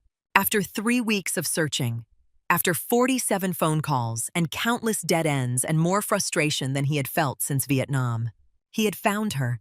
Where is she now? Works night shift. 7 p.m. to 7 a.m. She is probably sleeping right now. Send me everything you have. Service record. Current contact information. Everything. Already in your email, sir. Bill opened his laptop, hands shaking slightly as he pulled up the files Webb had sent. Service record. Dates of service. Deployments. Awards and commendations. Combat Action Ribbon. Navy and Marine Corps Commendation Medal. Incident report from Marja, Afghanistan, 2013. Enemy contact. 3 wounded Marines. Staff Sergeant Torres engaged enemy forces while rendering medical aid. Continued treatment under direct fire. All 3 casualties survived. Bill read it twice, then 3 times. This woman had run through gunfire to save wounded Marines, had worked on them while bullets sparked off rocks around her position, had kept them alive under impossible conditions. And 6 years later, she had been shopping for groceries when his heart stopped. And all that training had come flooding back. He opened the photograph file. Service photo. Rachel Torres in dress blues. Younger, harder expression. Staff Sergeant chevrons on her collar. This was her. He knew it with absolute certainty. This was the woman who had saved his life. He found the contact information. Home address in Alexandria. Phone number listed as emergency contact on her hospital employment file. He could call her right now. Could thank her. Could tell her what her actions meant. But a phone call was not enough. This woman had given him his life back. Had given him more time with Margaret. More time with his daughters and grandchildren. More time to exist in a world he had almost left. A phone call could not repay that. Bill thought about what he could do. What would be appropriate? What would honor this Marine the way she deserved to be honored? And slowly, an idea began to form. He called the Marine Corps Reserve Center, spoke to the commanding officer, explained what he wanted to do. The CO listened, then agreed immediately. "Anything for you, sir?" Bill spent the next day making arrangements, coordinating with people, planning something that would either be the most meaningful gesture of his life or the most embarrassing. But he had to try. He had to do something that matched the magnitude of what Rachel Torres had done for him. On day 22 of his recovery, Bill called Northern Virginia Medical Center, asked to speak to the hospital administrator, explained who he was, what had happened, why he needed to reach Rachel Torres. The administrator was former Navy corpsman, understood immediately. "I cannot give you her personal number, General. Privacy regulations. But I can pass along a message. That would be appreciated. What would you like me to tell her?" Bill thought for a moment, then spoke carefully. "Tell her General William Crawford would like to speak with her regarding an incident at Oakmont Plaza. Give her my number. Tell her I hope she will call. I will pass that along." Rachel received the message during her break. 2 a.m. Middle of night shift. Sitting in the staff lounge with cold coffee and patient charts. Her supervisor found her. "Torres, you have a message." Handed her a slip of paper. General William Crawford would like to speak with you regarding an incident at Oakmont Plaza. Please call at your earliest convenience. A phone number below. Rachel stared at the paper. The general. The man she had saved. He had found her. Somehow. Through some means she could not fathom. He had tracked her down. Her stomach dropped. She did not want this. Did not want attention. Did not want anyone digging into who she had been before she became just Rachel, the night shift nurse. But this was a general. This was a Marine. You did not ignore that. She finished her shift, drove home in the gray light of dawn, hands shaking on the steering wheel, sat in her car outside her apartment, phone in her hand. The number on the slip of paper memorized now. She could ignore it. Could pretend she never got the message. Could go back to her quiet, anonymous life. But she had been a Marine, and Marines did not run from hard things. She dialed. The phone rang twice. General Crawford. His voice was strong, warm, alive. Sir, this is Rachel Torres. I got a message that you wanted to speak with me. Staff Sergeant Torres. He used her rank. The respect embedded in those syllables nearly broke her composure. Thank you for calling. Thank you for saving my life. Rachel did not know what to say. You are welcome did not seem right. It was nothing, seemed insulting. I just did what anyone with training would do, sir. No. Bill's voice was gentle, but firm. You did what a Marine would do. Stay with me, Marine. That is what you said. I did not hear it at the time, but a witness did. That is how I found you. Rachel closed her eyes. Those words, spoken without thought, pulled from muscle memory and instinct. They had given her away. I did not mean to say that. I am glad you did, because it led me to you. And now I have a request, sir. There is a ceremony, 2 weeks from now. Marine Corps Reserve Center. I need you there. Rachel's resistance was immediate. Automatic. Sir, with respect, I am not active duty anymore. I do not belong at a military ceremony. I am just a civilian nurse now. Once a Marine, always a Marine. The words carried weight. Doctrine. Belief. Truth that transcended discharge papers and medical requirements. Silence. Please come. Bill's voice softened. I am asking you, as someone whose life you saved, as a fellow Marine, please. Rachel sat in her car, exhausted from her shift, confused about what this ceremony could possibly have to do with her, afraid of what it might mean. But when a general asks, when a Marine asks, when someone whose heart stopped in your hands asks, you do not say no. Yes, sir, I will be there. 2 weeks felt like 2 years. Rachel went through the motions, worked her shifts at Northern Virginia Medical Center, came home to Sophie, made breakfast, helped with homework, did laundry, paid bills. The ordinary rhythm of ordinary life. But underneath the routine anxiety built like pressure behind a dam. What was this ceremony? Why did General Crawford want her there? What could a military event possibly have to do with her? She was not active duty, had not been for 6 years. She had moved on, built a new life, left that person behind. Except that person kept surfacing. In the way she talked to veteran patients, in the CPR she had performed without thinking, in the 4 words that had exposed everything she had tried to hide. Stay with me, Marine. The morning of the ceremony arrived gray and cold. October in Virginia. Leaves falling. Sky threatening rain. Rachel stood in her bedroom at 7 a.m. staring at her closet like it contained enemy combatants. What do you wear to a military ceremony when you are not military anymore? Dress blues were in a box in the back of her closet. Had not been touched in 6 years. She could wear those. But that felt wrong, like claiming an identity that no longer belonged to her. Civilian clothes then, professional, respectful, something that said I used to be one of you, but I am not anymore. Black slacks, blue blouse, simple, appropriate. She laid them on the bed. Sophie appeared in the doorway, already dressed, jeans and her favorite Star Wars shirt, hair uncombed, toast crumbs on her face. Why are you so stressed, Mom? I have to go to a thing. A Marine thing. Sophie climbed onto the bed, sat cross-legged watching her mother with the intense focus children have when they sense something important happening. Are you a Marine? Rachel paused. Hands on the blouse. The question's simple, but the answer complicated. I was. Long time ago. Why did you never tell me? Because... Rachel sat down beside her daughter. Because it is complicated, baby. That was a different part of my life. Before you. And I wanted to just be mom to you. Not Marine mom. Just mom. Sophie leaned against her. You can be both. Rachel put her arm around her daughter, pulled her close. Maybe. Maybe you are right. They sat like that for a moment. Mother and daughter. The most important thing in Rachel's world. Do you have to go? Rachel nodded. A general asked me to.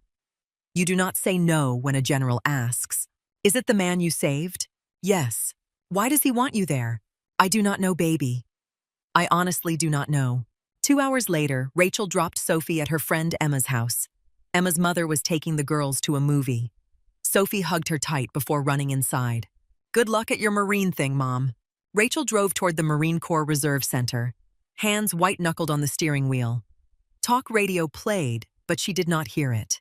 Mind elsewhere. Why am I doing this? The answer came immediately. Because a Marine asked. Because you do not say no to that. Because some debts cannot be ignored even when you want to. The Reserve Center sat on the edge of Arlington. Utilitarian buildings. Parade ground. Flags snapping in October wind. Rachel pulled into the parking lot at 1:40, 20 minutes early. Punctuality burned into her DNA. 6 years removed from active duty, and she still could not be late. Other cars were arriving. Veterans with special plates. Active duty personnel in uniform. Families in their Sunday best. Rachel sat in her car. Watched them walk toward the main building. Felt like an imposter. Like someone pretending to belong to a world she had left behind. She could leave. Could start the car and drive away. Call the general later and apologize. Say she got sick. Say something came up. But Marines do not run. She forced herself out of the car. Locked it. Walked toward the entrance. The building loomed. American flag and Marine Corps flag flanking the doors. Eagle globe and anchor emblem above the entrance. All of it familiar and foreign at the same time. She passed Marines in dress blues. Uniforms pristine. Shoes polished mirror bright. Bearing parade ground perfect. She felt invisible in her civilian clothes. A ghost haunting a world that had moved on without her.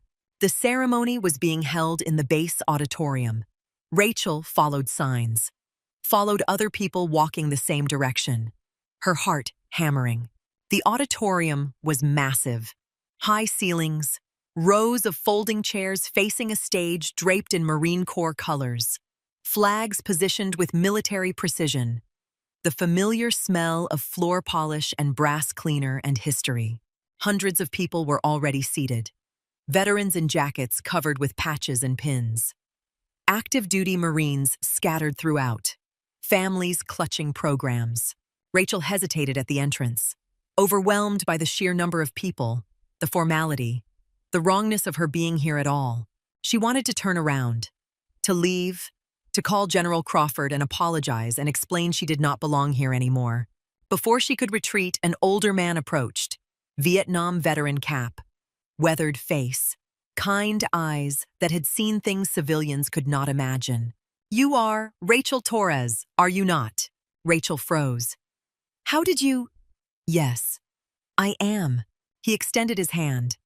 When she took it, he held on longer than a standard handshake required. Thank you for your service, Marine. What you did for the general, what you have done, we heard. It is an honor. Rachel could not speak, throat too tight, eyes burning. Before she could respond, another veteran approached, then another. Word had spread somehow through that invisible network that connects those who have served. They knew who she was, knew what she had done. A young lance corporal in dress blues appeared, crisp uniform, fresh face, probably 22 years old. Ma'am, General Crawford requested you be seated in the front row. If you will follow me. Rachel followed in a daze. acutely aware of eyes tracking her movement through the crowd, of whispered conversations that fell silent as she passed. The front row was reserved seating, nameplates on each chair. She found hers between a colonel and a retired sergeant major. Both stood as she approached. Both greeted her with the same respect those veterans in the lobby had shown. Staff Sergeant Torres, the colonel extended his hand. "Pleasure to meet you. I am not active duty anymore," Rachel said automatically. The words she had been repeating for 6 years. "Once a Marine, always a Marine, ma'am." The sergeant major's voice was gravel and certainty. Rachel sat, hands folded in her lap to keep them from shaking. Around her, the auditorium filled. 500 people, maybe more, all here for some ceremony she did not understand. Some event that apparently involved her, but she could not fathom how or why. The lights dimmed slightly. Conversations quieted. The crowd settled into their seats with the disciplined silence of people who understood military protocol. A color guard marched onto the stage. 4 Marines in dress blues carrying flags.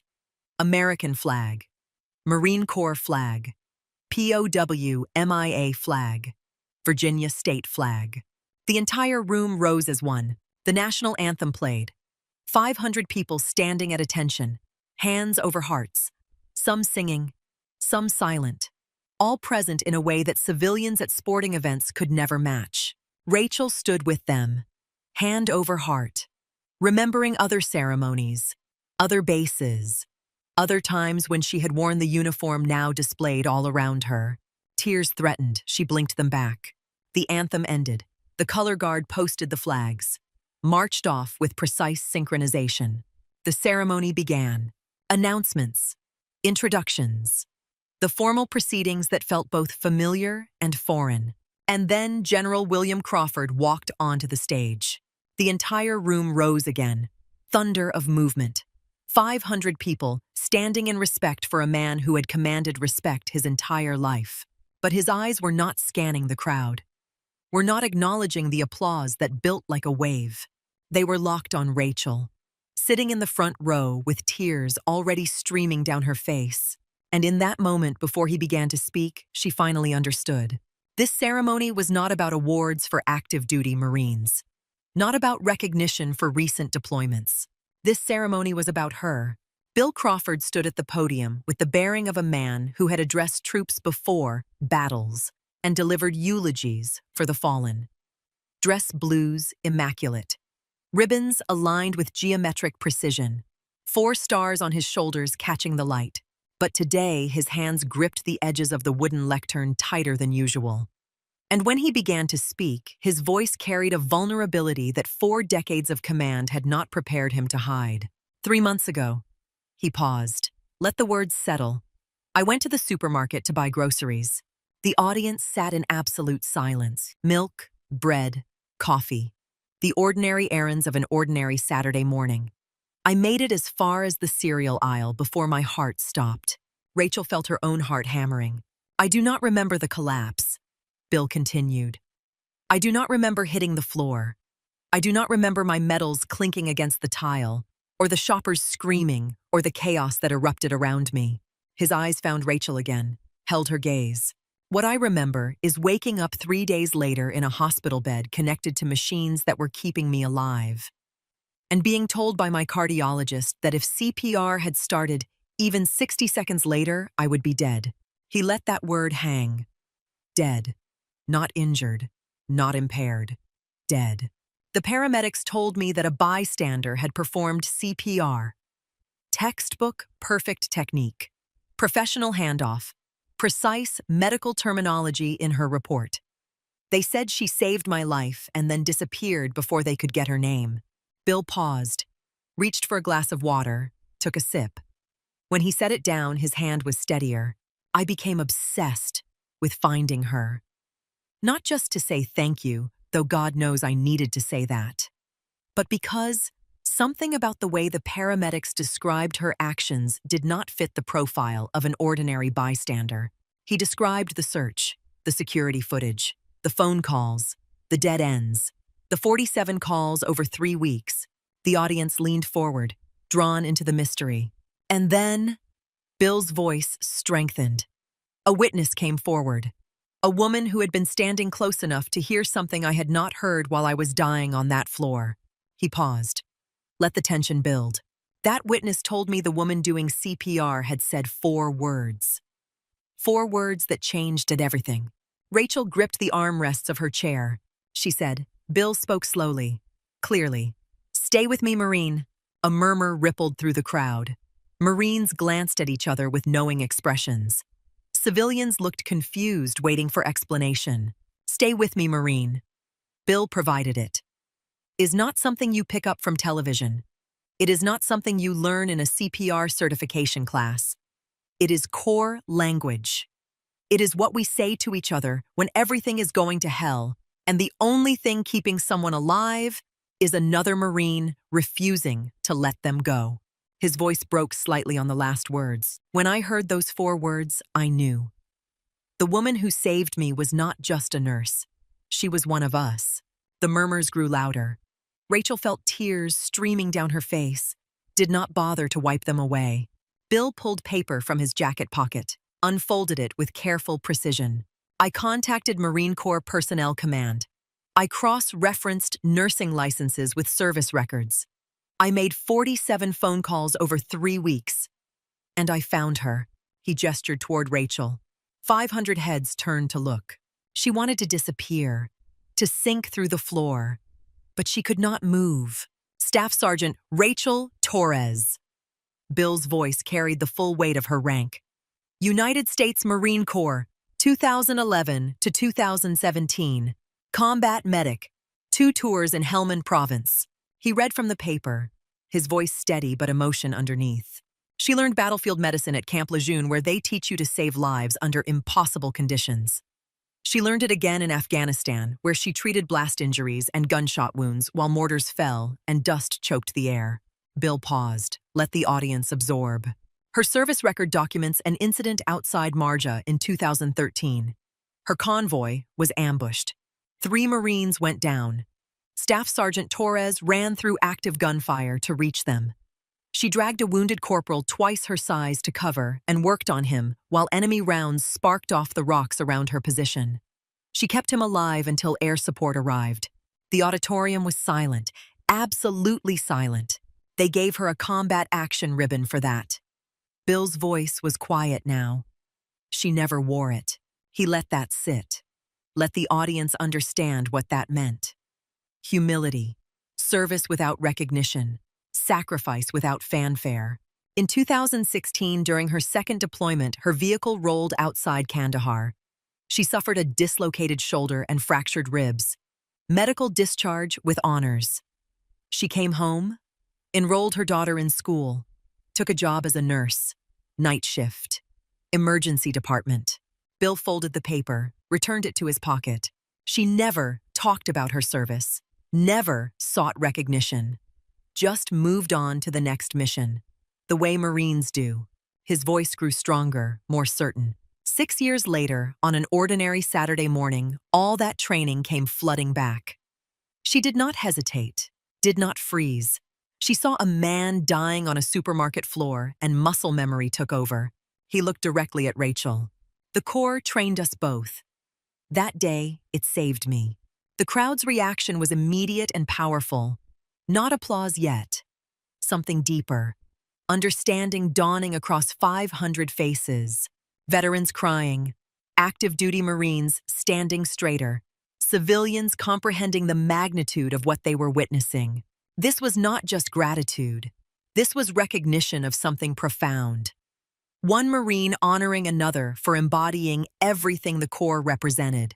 Bill gripped the podium, composed himself. When I found out who she was, when I read her service record and understood the caliber of the person who had saved my life, I knew I had to do something. A young Marine aide appeared carrying a wooden presentation case. Bill took it with both hands, held it like something sacred.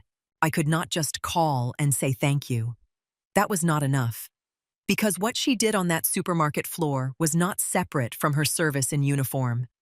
It was the continuation of it. He opened the case. Inside, pinned to blue velvet, was a bronze star medal. Gasps from the crowd. They knew what this was, knew what it meant. I earned this medal 30 years ago. Bill's voice was thick with emotion now. Desert Storm. For leading my Marines through an ambush that should have killed us. I have worn it on every dress uniform since. It represented my finest moment as a Marine. He paused. Until 3 months ago, he lifted the medal from the case, ribbon bright against his weathered hands. This medal has been on my chest for 30 years. It represents the values we both swore to uphold. Honor, courage, commitment. And you embodied every one of them on that supermarket floor. He looked at Rachel. Staff Sergeant Torres, would you please come to the stage? It was not a request. It was an order, delivered with the full authority of his rank and the full weight of his gratitude. Rachel stood on legs that barely supported her weight, walked toward the stage in a fog of disbelief. Every eye on her, every person in that auditorium watching. She climbed the steps, stood before a 4-star general who was crying. The Marine Corps taught you to save lives under fire. Bill's voice was steady despite the tears. You used that training to save mine. This medal has been on my chest for 30 years. It represents the values we both swore to uphold. Honor, courage, commitment. You embodied every one of them on that supermarket floor. His voice broke. This belongs to you now. You earned it. And then he did something that broke every protocol. Something that made every person in that room understand they were witnessing history. He removed the Bronze Star from his own uniform, the medal that had defined his service, the recognition he had earned leading Marines through hell in Desert Storm, the physical manifestation of his finest moment. And he placed it around Rachel Torres's neck. Turn around. His voice was gentle. Rachel obeyed, automatically. Muscle memory from years of following orders. She felt his hands lifting the ribbon over her head, felt the weight of the medal settle against her collarbone. The medal was warm, warm from 30 years against his chest, warm from his body heat, warm from everything it represented. That warmth spread through Rachel like electricity. Bill's hands rested briefly on her shoulders, steadying her. Then he turned her gently to face him. This belongs to you. He said it loud enough for every person in that auditorium to hear. You earned it the day you refused to let a Marine die. You earned it every day you served in Helmand Province. You earned it every night you walk into that emergency room and fight for lives that others might give up on. His voice was absolutely clear now, absolutely certain. This medal has represented the best of what I tried to be as a Marine. But you, Staff Sergeant Torres, you embody what we all strive to be. And it belongs around your neck now. The crowd erupted. It started with one person in the back row rising to their feet. Then another. Then an entire section. Within seconds, the whole auditorium was standing. The sound was deafening. Applause thundering against the walls. Shouts of "Ura" from active duty Marines. Veterans saluting with tears streaming down weathered faces. The retired sergeant major in the front row, a man who had seen 3 wars and earned a chest full of medals himself, wept openly. Family members who had come expecting a routine ceremony clutched each other, overwhelmed by the raw emotion pouring from every corner of the room. Rachel could not breathe, could not think. The medal rested against her chest like an anchor, pulling her down into a moment she could not escape and did not want to.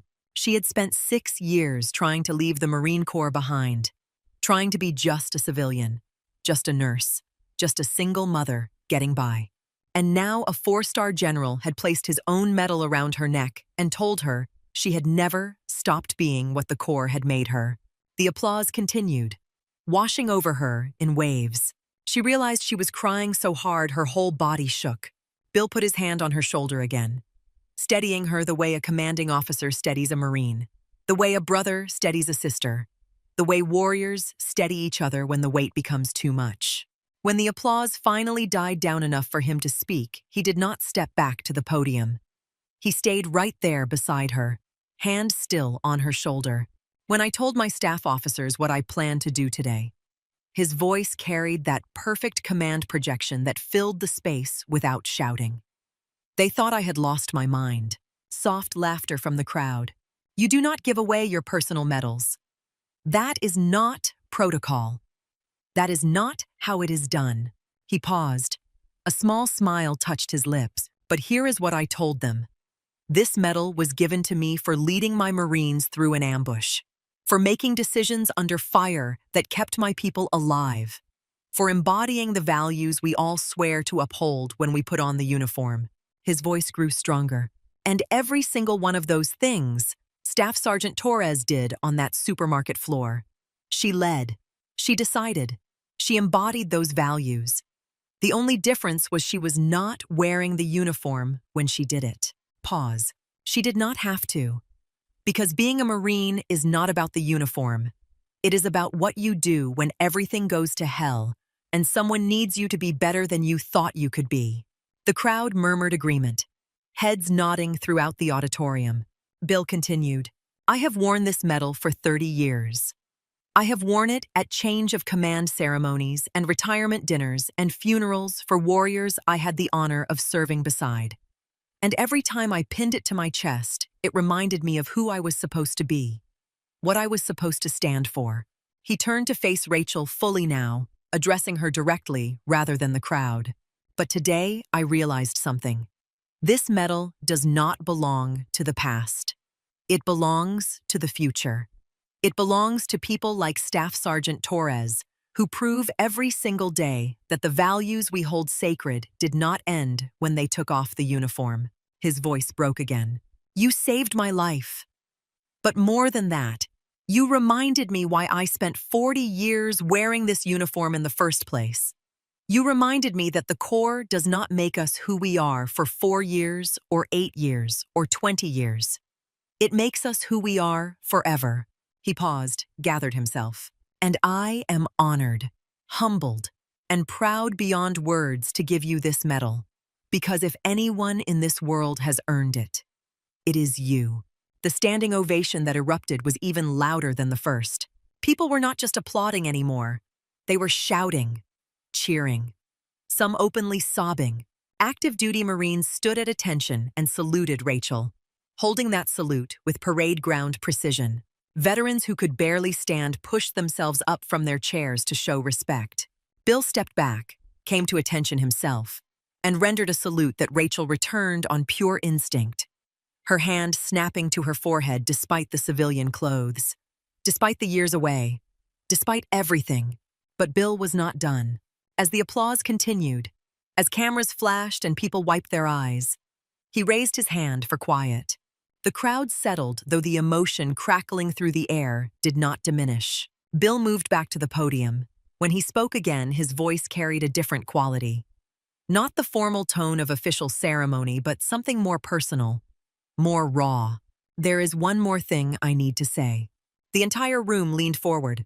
What he said next, someone would later tell the news crews gathered outside, is why this story went viral. Why it spread across the country in 48 hours. Why millions of people watched the video and wept. Bill gripped the podium. Staff Sergeant Torres does not know this. But when I found her, when I read her service record and saw what she had accomplished in uniform and what she has accomplished since, I made some other calls. He paused. I contacted the hospital where she works. I spoke to her supervisors, her colleagues, the doctors she works with. And do you know what they all said? The audience waited. They said she is the best nurse they have ever worked with. They said patients request her by name. They said she stays late without being asked, comes in early on her days off when they are short-staffed, fights for people who cannot fight for themselves. His voice was breaking now. One doctor told me, Sarah Torres has saved more lives in this emergency room than I can count. And she does it with the same calm competence she probably showed on that supermarket floor. She is exceptional. Rachel's knees almost buckled. She had not known he contacted the hospital, had not known he talked to Dr. Barnes or the nurses or any of them. Bill continued, this woman works night shifts so she can be there when her daughter gets home from school. She makes barely enough to cover rent and student loans and child care. And she has never once complained. never once asked for recognition, never once stopped being exactly what the Marine Corps taught her to be.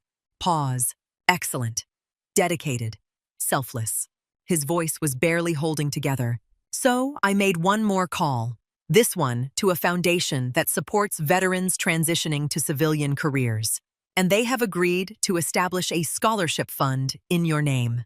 For your daughter's education. Full ride. Any school she gets into. Rachel's hands went to her face. Because you should not have to worry about that. You have given enough. You have sacrificed enough. And it is time someone took care of you the way you have taken care of everyone else. The crowd did not just erupt this time. They detonated.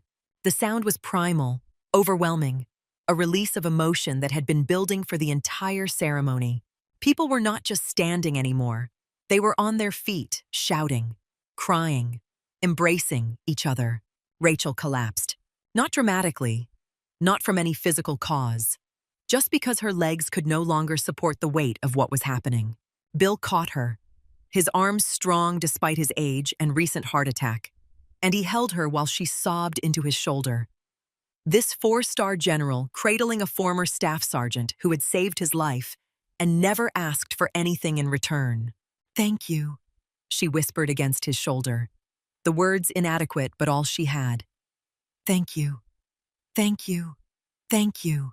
And Bill, this man who had commanded thousands and made decisions that shaped history, simply held her and whispered back, "No, Marine, thank you. For everything. For your service. For my life. For reminding us all what it means to be worthy of this uniform." The ovation continued, seemed to last forever. 500 people pouring out everything they felt, honoring not just Rachel, but every quiet hero who served without recognition. Every veteran who came home and built new lives. Every person who embodied values that transcended uniform and rank and time. When it finally quieted, when people slowly sat back down, when the emotion had peaked and begun its descent, Bill and Rachel stood together on that stage. Two Marines, different generations, different wars, different paths, connected by 4 words and CPR and a refusal to let each other go. The Bronze Star hung between them. Not Bill's anymore, not quite Rachel's yet. Something shared, something that represented values larger than either of them. Honor, courage, commitment, and the unbreakable bond of those who serve. The ceremony concluded with traditional closing, but nobody really heard it. The speeches that followed were background noise, the formal proceedings just ritual. What people would remember, what would be filmed and shared and replayed millions of times. What would become the defining image? Was General William Crawford placing his Bronze Star around Rachel Torres's neck? Was her collapse into his arms? Was 500 people standing and crying and saluting? Was proof that some stories transcend individual moments and become something universal?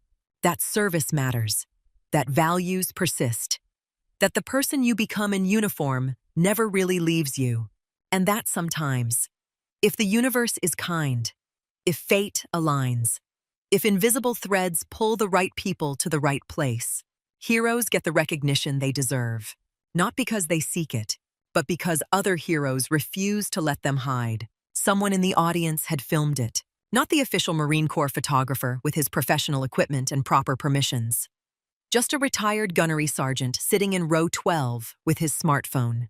Filming because his granddaughter had asked him to record it so she could see what Grandpa did at his Marine events. He captured everything.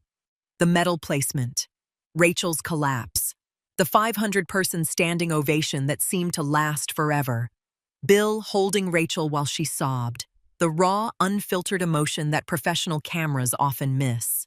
That night, sitting in his living room in Fairfax, he uploaded it to YouTube. Simple caption: General gives combat medal to nurse who saved his life. Once a Marine, always a Marine. Posted it at 9:30 p.m. Itza. By midnight, it had 100,000 views. By morning, it had crossed 1 million.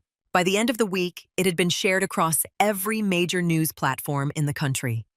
CNN, Fox News, NBC, local affiliates, military blogs, veteran forums, Facebook, Twitter, Instagram. The video went everywhere. Sunday morning, the day after the ceremony, Rachel's phone started exploding. She woke to 47 missed calls, 63 text messages, her voicemail completely full. Former Marines from her unit. I saw you on the news. I had no idea. I am so proud.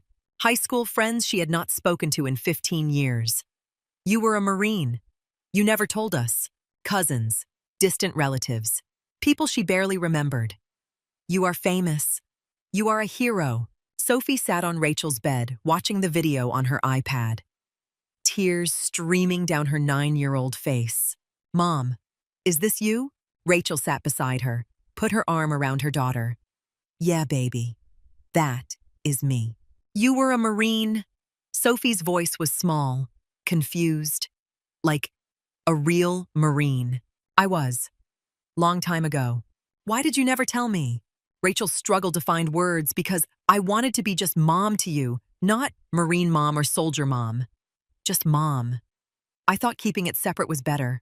Simpler. Sophie turned to look at her, eyes red from crying. You can be both. You are both. Rachel pulled her daughter close. Maybe you are right. Maybe I can be both. They sat like that for a long time, watching the video loop, watching the moment that had changed everything. The phone kept ringing. Morning shows. Good Morning America wants you for Tuesday. The Today Show can do Wednesday. We will send a car. Magazine features. People magazine would love to do a story. Speaking engagements. Would you address our Veterans Organization annual dinner? A Hollywood producer. Compelling story. Let's discuss adaptation rights. Local news. 3 stations requesting interviews. Rachel declined almost everything. Politely but firmly. Thank you, but no. I appreciate the interest, but no. I am not interested, but thank you. She did not want fame, did not want attention, did not want her quiet life turned into a spectacle. The medal ceremony had been beautiful, overwhelming, more than she had ever imagined receiving. But at her core, Rachel was still the same person who had disappeared from that supermarket without giving her name. Still the woman who had never worn her combat action ribbon.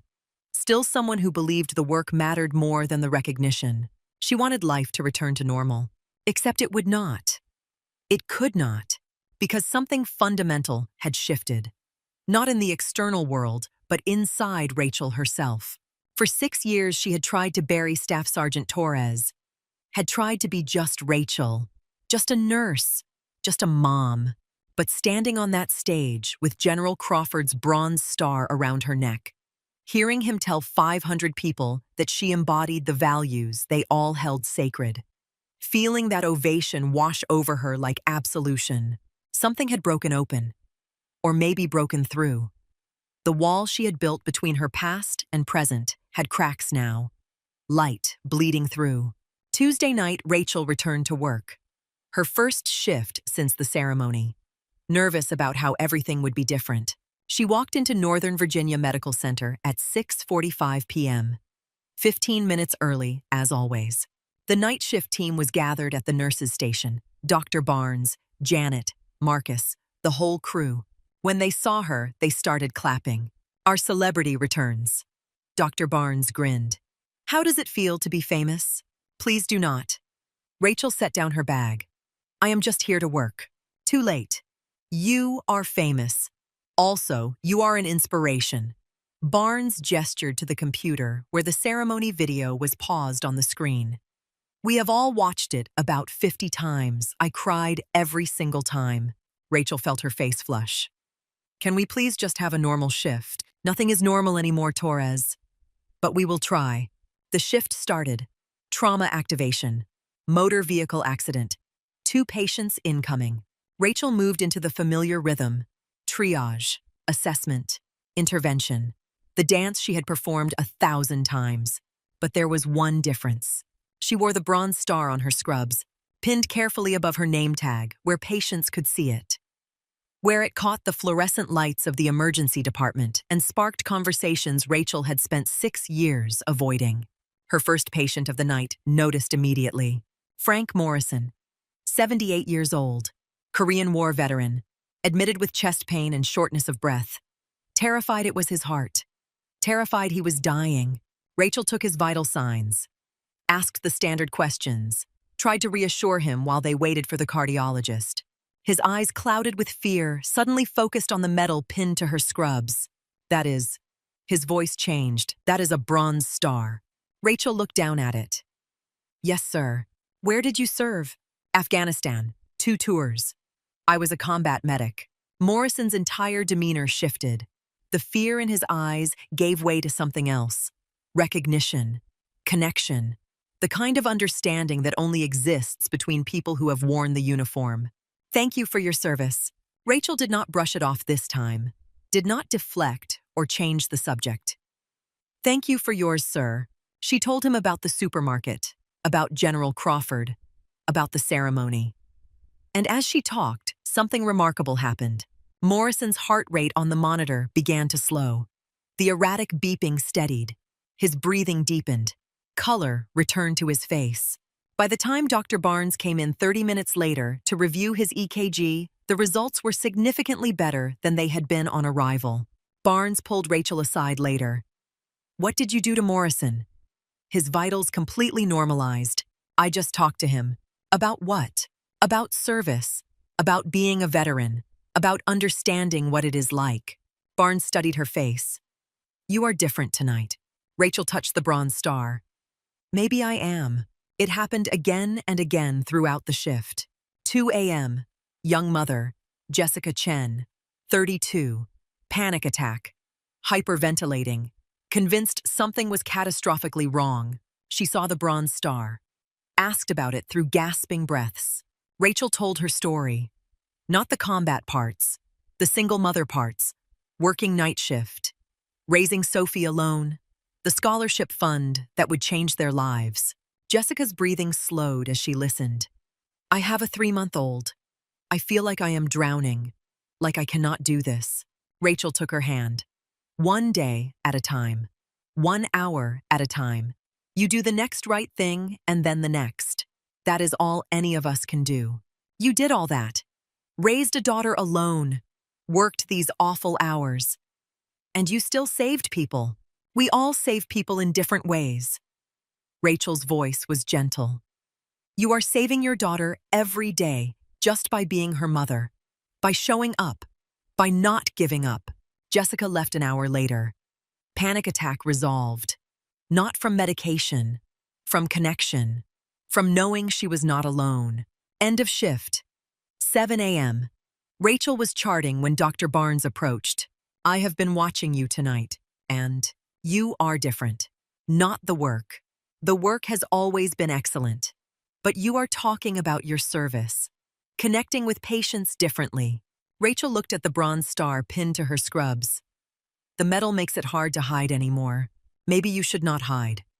Barnes' voice was quiet. Maybe that is the point. Maybe people need to know who you really are. Rachel drove home through morning traffic thinking about his words. For 6 years she had hidden, had kept Staff Sergeant Torres buried, had tried to live as just Rachel. But maybe hiding was not protecting her. Maybe it was just preventing her from being whole. 3 weeks after the ceremony, Rachel was finishing a patient report when someone cleared their throat behind her. She turned.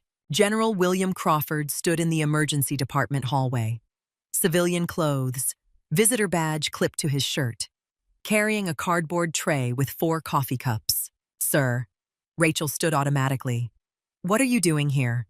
Bill smiled, thought the night shift could use caffeine. Plus, I wanted to see where the magic happens. You are supposed to be resting. I am resting. I am also visiting a friend. The word friend settled between them. Warm, real, unexpected. They sat in the hospital cafeteria at 2 a.m. drinking terrible coffee and talking like people who had known each other for years instead of weeks. How are you handling the attention? Bill asked, declining most of it. I just want to work. I understand, but your story matters.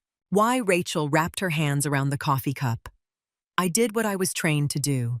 Exactly. Bill leaned forward. That is why it matters. People need to know that service does not end at discharge, that the training stays with you, that values persist. You are proof of that. Before Rachel could respond, a man in his 40s approached their table. Lean, fit, unmistakable military bearing despite civilian clothes. Bill stood. Rachel Torres, meet Captain David Chen. Rachel's breath caught. Chen. The name hit like a physical blow. Corporal Chen. The Marine she had dragged through gunfire outside Marja in 2013. The one whose femoral artery she had held pressure on for 20 minutes while waiting for medevac. The one she had never known if he survived. You. She could barely speak. You made it. I made it. Chen's eyes were wet. Because you ran through an ambush to get to me. Because you worked on me while rounds were sparking off rocks around us. Because you refused to let me die. He pulled her into a hug. Lifted her off her feet. I have 3 kids now. Twin girls just turned 7. Boy is 5. They would not exist if you had not reached me that day. Rachel was crying. She had not known. Had spent 13 years not knowing, wondering if he made it, carrying the weight of not knowing. Bill watched from a few feet away, tears in his own eyes. This reunion he had orchestrated, tracked Chen down through military databases, brought him here so Rachel could see what she had saved. After Chen left, after more tears and promises to stay in touch, after Rachel had seen with her own eyes that the Marine she saved had lived and built a family and found happiness, Bill and Rachel sat back down with fresh coffee. We have become friends. Bill would later tell a journalist who caught wind of his hospital visits. 2 Marines, 2 lifesavers. She saved my life with her hands. I am trying to save hers with recognition she deserves, but it was more than friendship.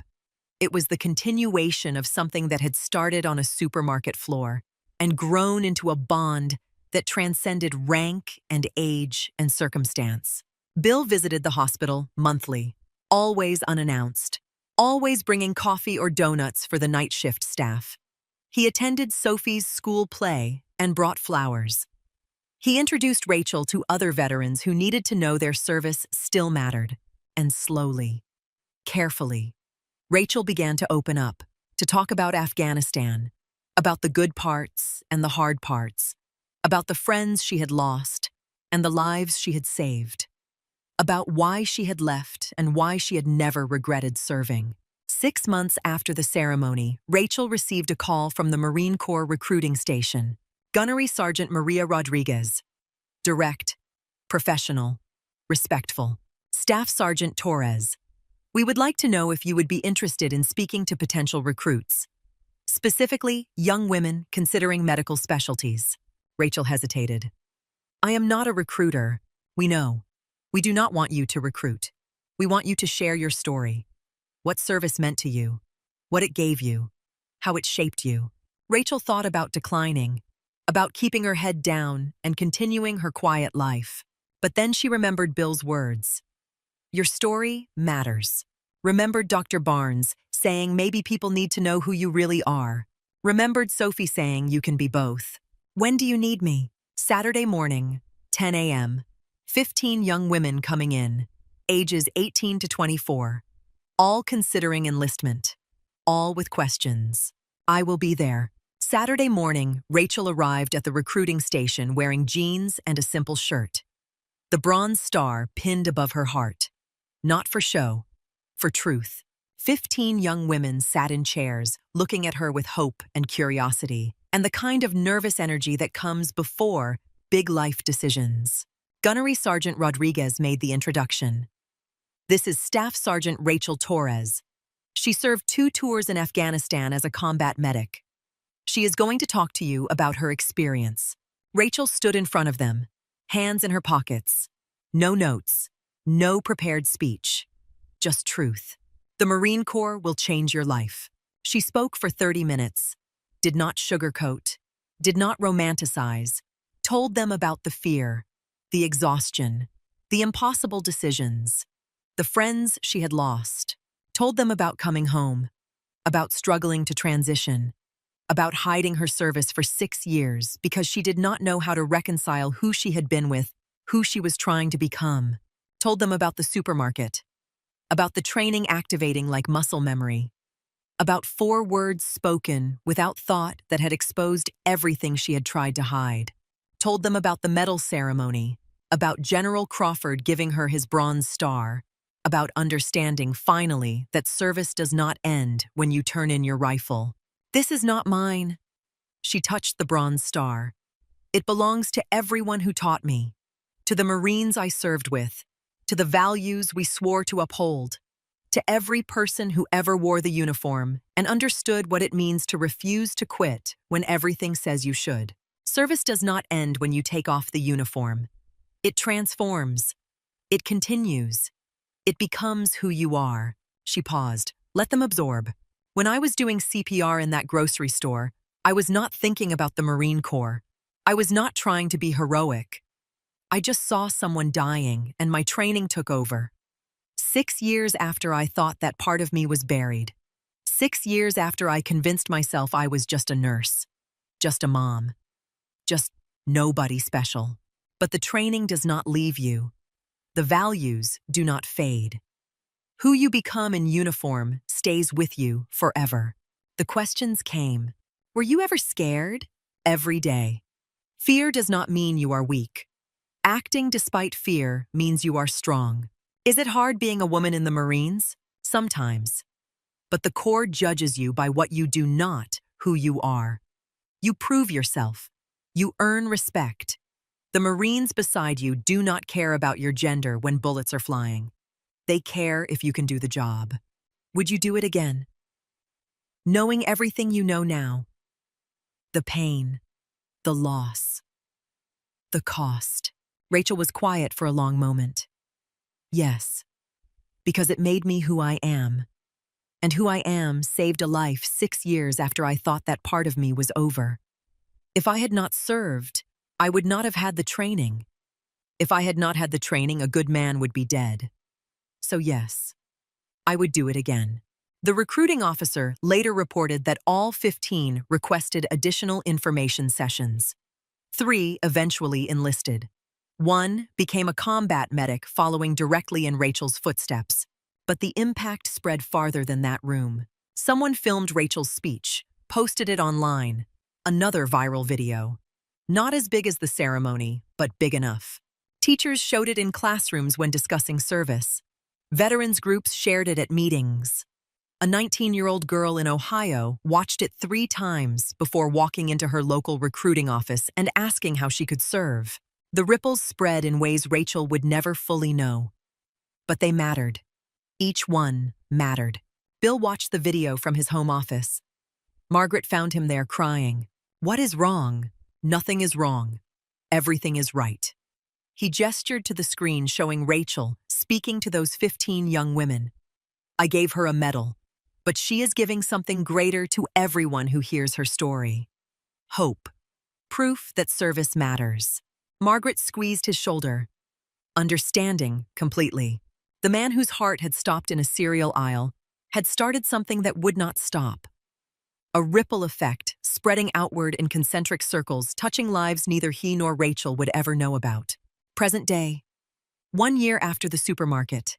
1 year after 4 words spoken without thought had changed everything. Rachel worked her shift at Northern Virginia Medical Center, the Bronze Star still pinned to her scrubs above her name tag. A young veteran came in, mid-20s, Afghanistan, PTSD eating him alive, convinced his service had been meaningless, that he had wasted years of his life, that nothing he did mattered. He saw the Bronze Star. "Where did you serve?" Rachel told him. Told him everything. The combat, the coming home, the hiding, the supermarket, the general who refused to let her hide anymore. The veteran listened, really listened. When she finished, he was crying. "I did not know if my service mattered." Rachel took his hand. It mattered. It will always matter. The person you became in uniform does not disappear. It is there, waiting. For the moment, someone needs you. And that moment will come. Maybe tomorrow. Maybe in 6 years. But it will come. and you will be ready because of who you became over there. Thank you. His voice broke. Thank you for your service. All of it. Past, present, future. Thank you for yours. Rachel squeezed his hand. All of it. At home, Sophie was working on a school project. 10 years old now. Growing up with a mother who no longer hid. My hero. The title written in careful handwriting. My mom. The presentation included pictures. Rachel in dress blues. The ceremony with General Crawford. The Bronze Star. My mom was a Marine. She saved people in war. Then she saved a general in a supermarket. She says service never ends. It just changes uniforms. I want to be like her when I grow up. Sophie's teacher cried reading it. And across Arlington in his study, Bill Crawford sat with Margaret, looking at photographs from the past year. The ceremony. Rachel's recruiting speech. Coffee meetings at the hospital. Sophie's school play. A friendship built on crisis. Strengthened by shared values, sustained by mutual respect. Two Marines who had found each other in the most unlikely circumstances, who had refused to let go, who had reminded each other what it meant to live by the values they had sworn to uphold. The story of Bill Crawford and Rachel Torres spread because it was not really about them. It was about something universal, something that resonated with anyone who had ever served or loved someone who served. The truth that training never leaves you, that values persist beyond uniform and rank and time, that the person you become in your hardest moments stays with you forever. That service does not end at discharge. It transforms. It continues in new forms, new contexts, new missions. Teachers using skills learned in military leadership. First responders drawing on combat experience. Nurses like Rachel carrying battlefield medicine into civilian emergency rooms. Thousands of veterans. Tens of thousands. Working quiet jobs in communities across the country. Living values they swore to uphold. Serving without recognition. Making a difference without fanfare. And every time someone heard Rachel's story, every time they watched that video of the medal ceremony, every time they saw proof that service continues, they remembered. Or they understood for the first time that honor still exists, that courage still matters, that commitment means something, that once you are a Marine, you are always a Marine. Once a soldier, always a soldier. Once you swear to serve something greater than yourself, you carry that forward into everything you do for the rest of your life. Rachel Torres and William Crawford proved it. On a Saturday morning in a grocery store, when a heart stopped beating and a woman in blue scrubs refused to let a warrior die. In a ceremony when a general broke protocol to honor another warrior who had saved his life. In a hospital where a Bronze Star pinned to scrubs sparked conversations that healed more than bodies. In recruiting stations and school presentations and coffee shops and living rooms across a country that sometimes forgets but can always be reminded. That service matters. That values transcend circumstances, that warriors recognize warriors, and that some debts can never be repaid, only honored.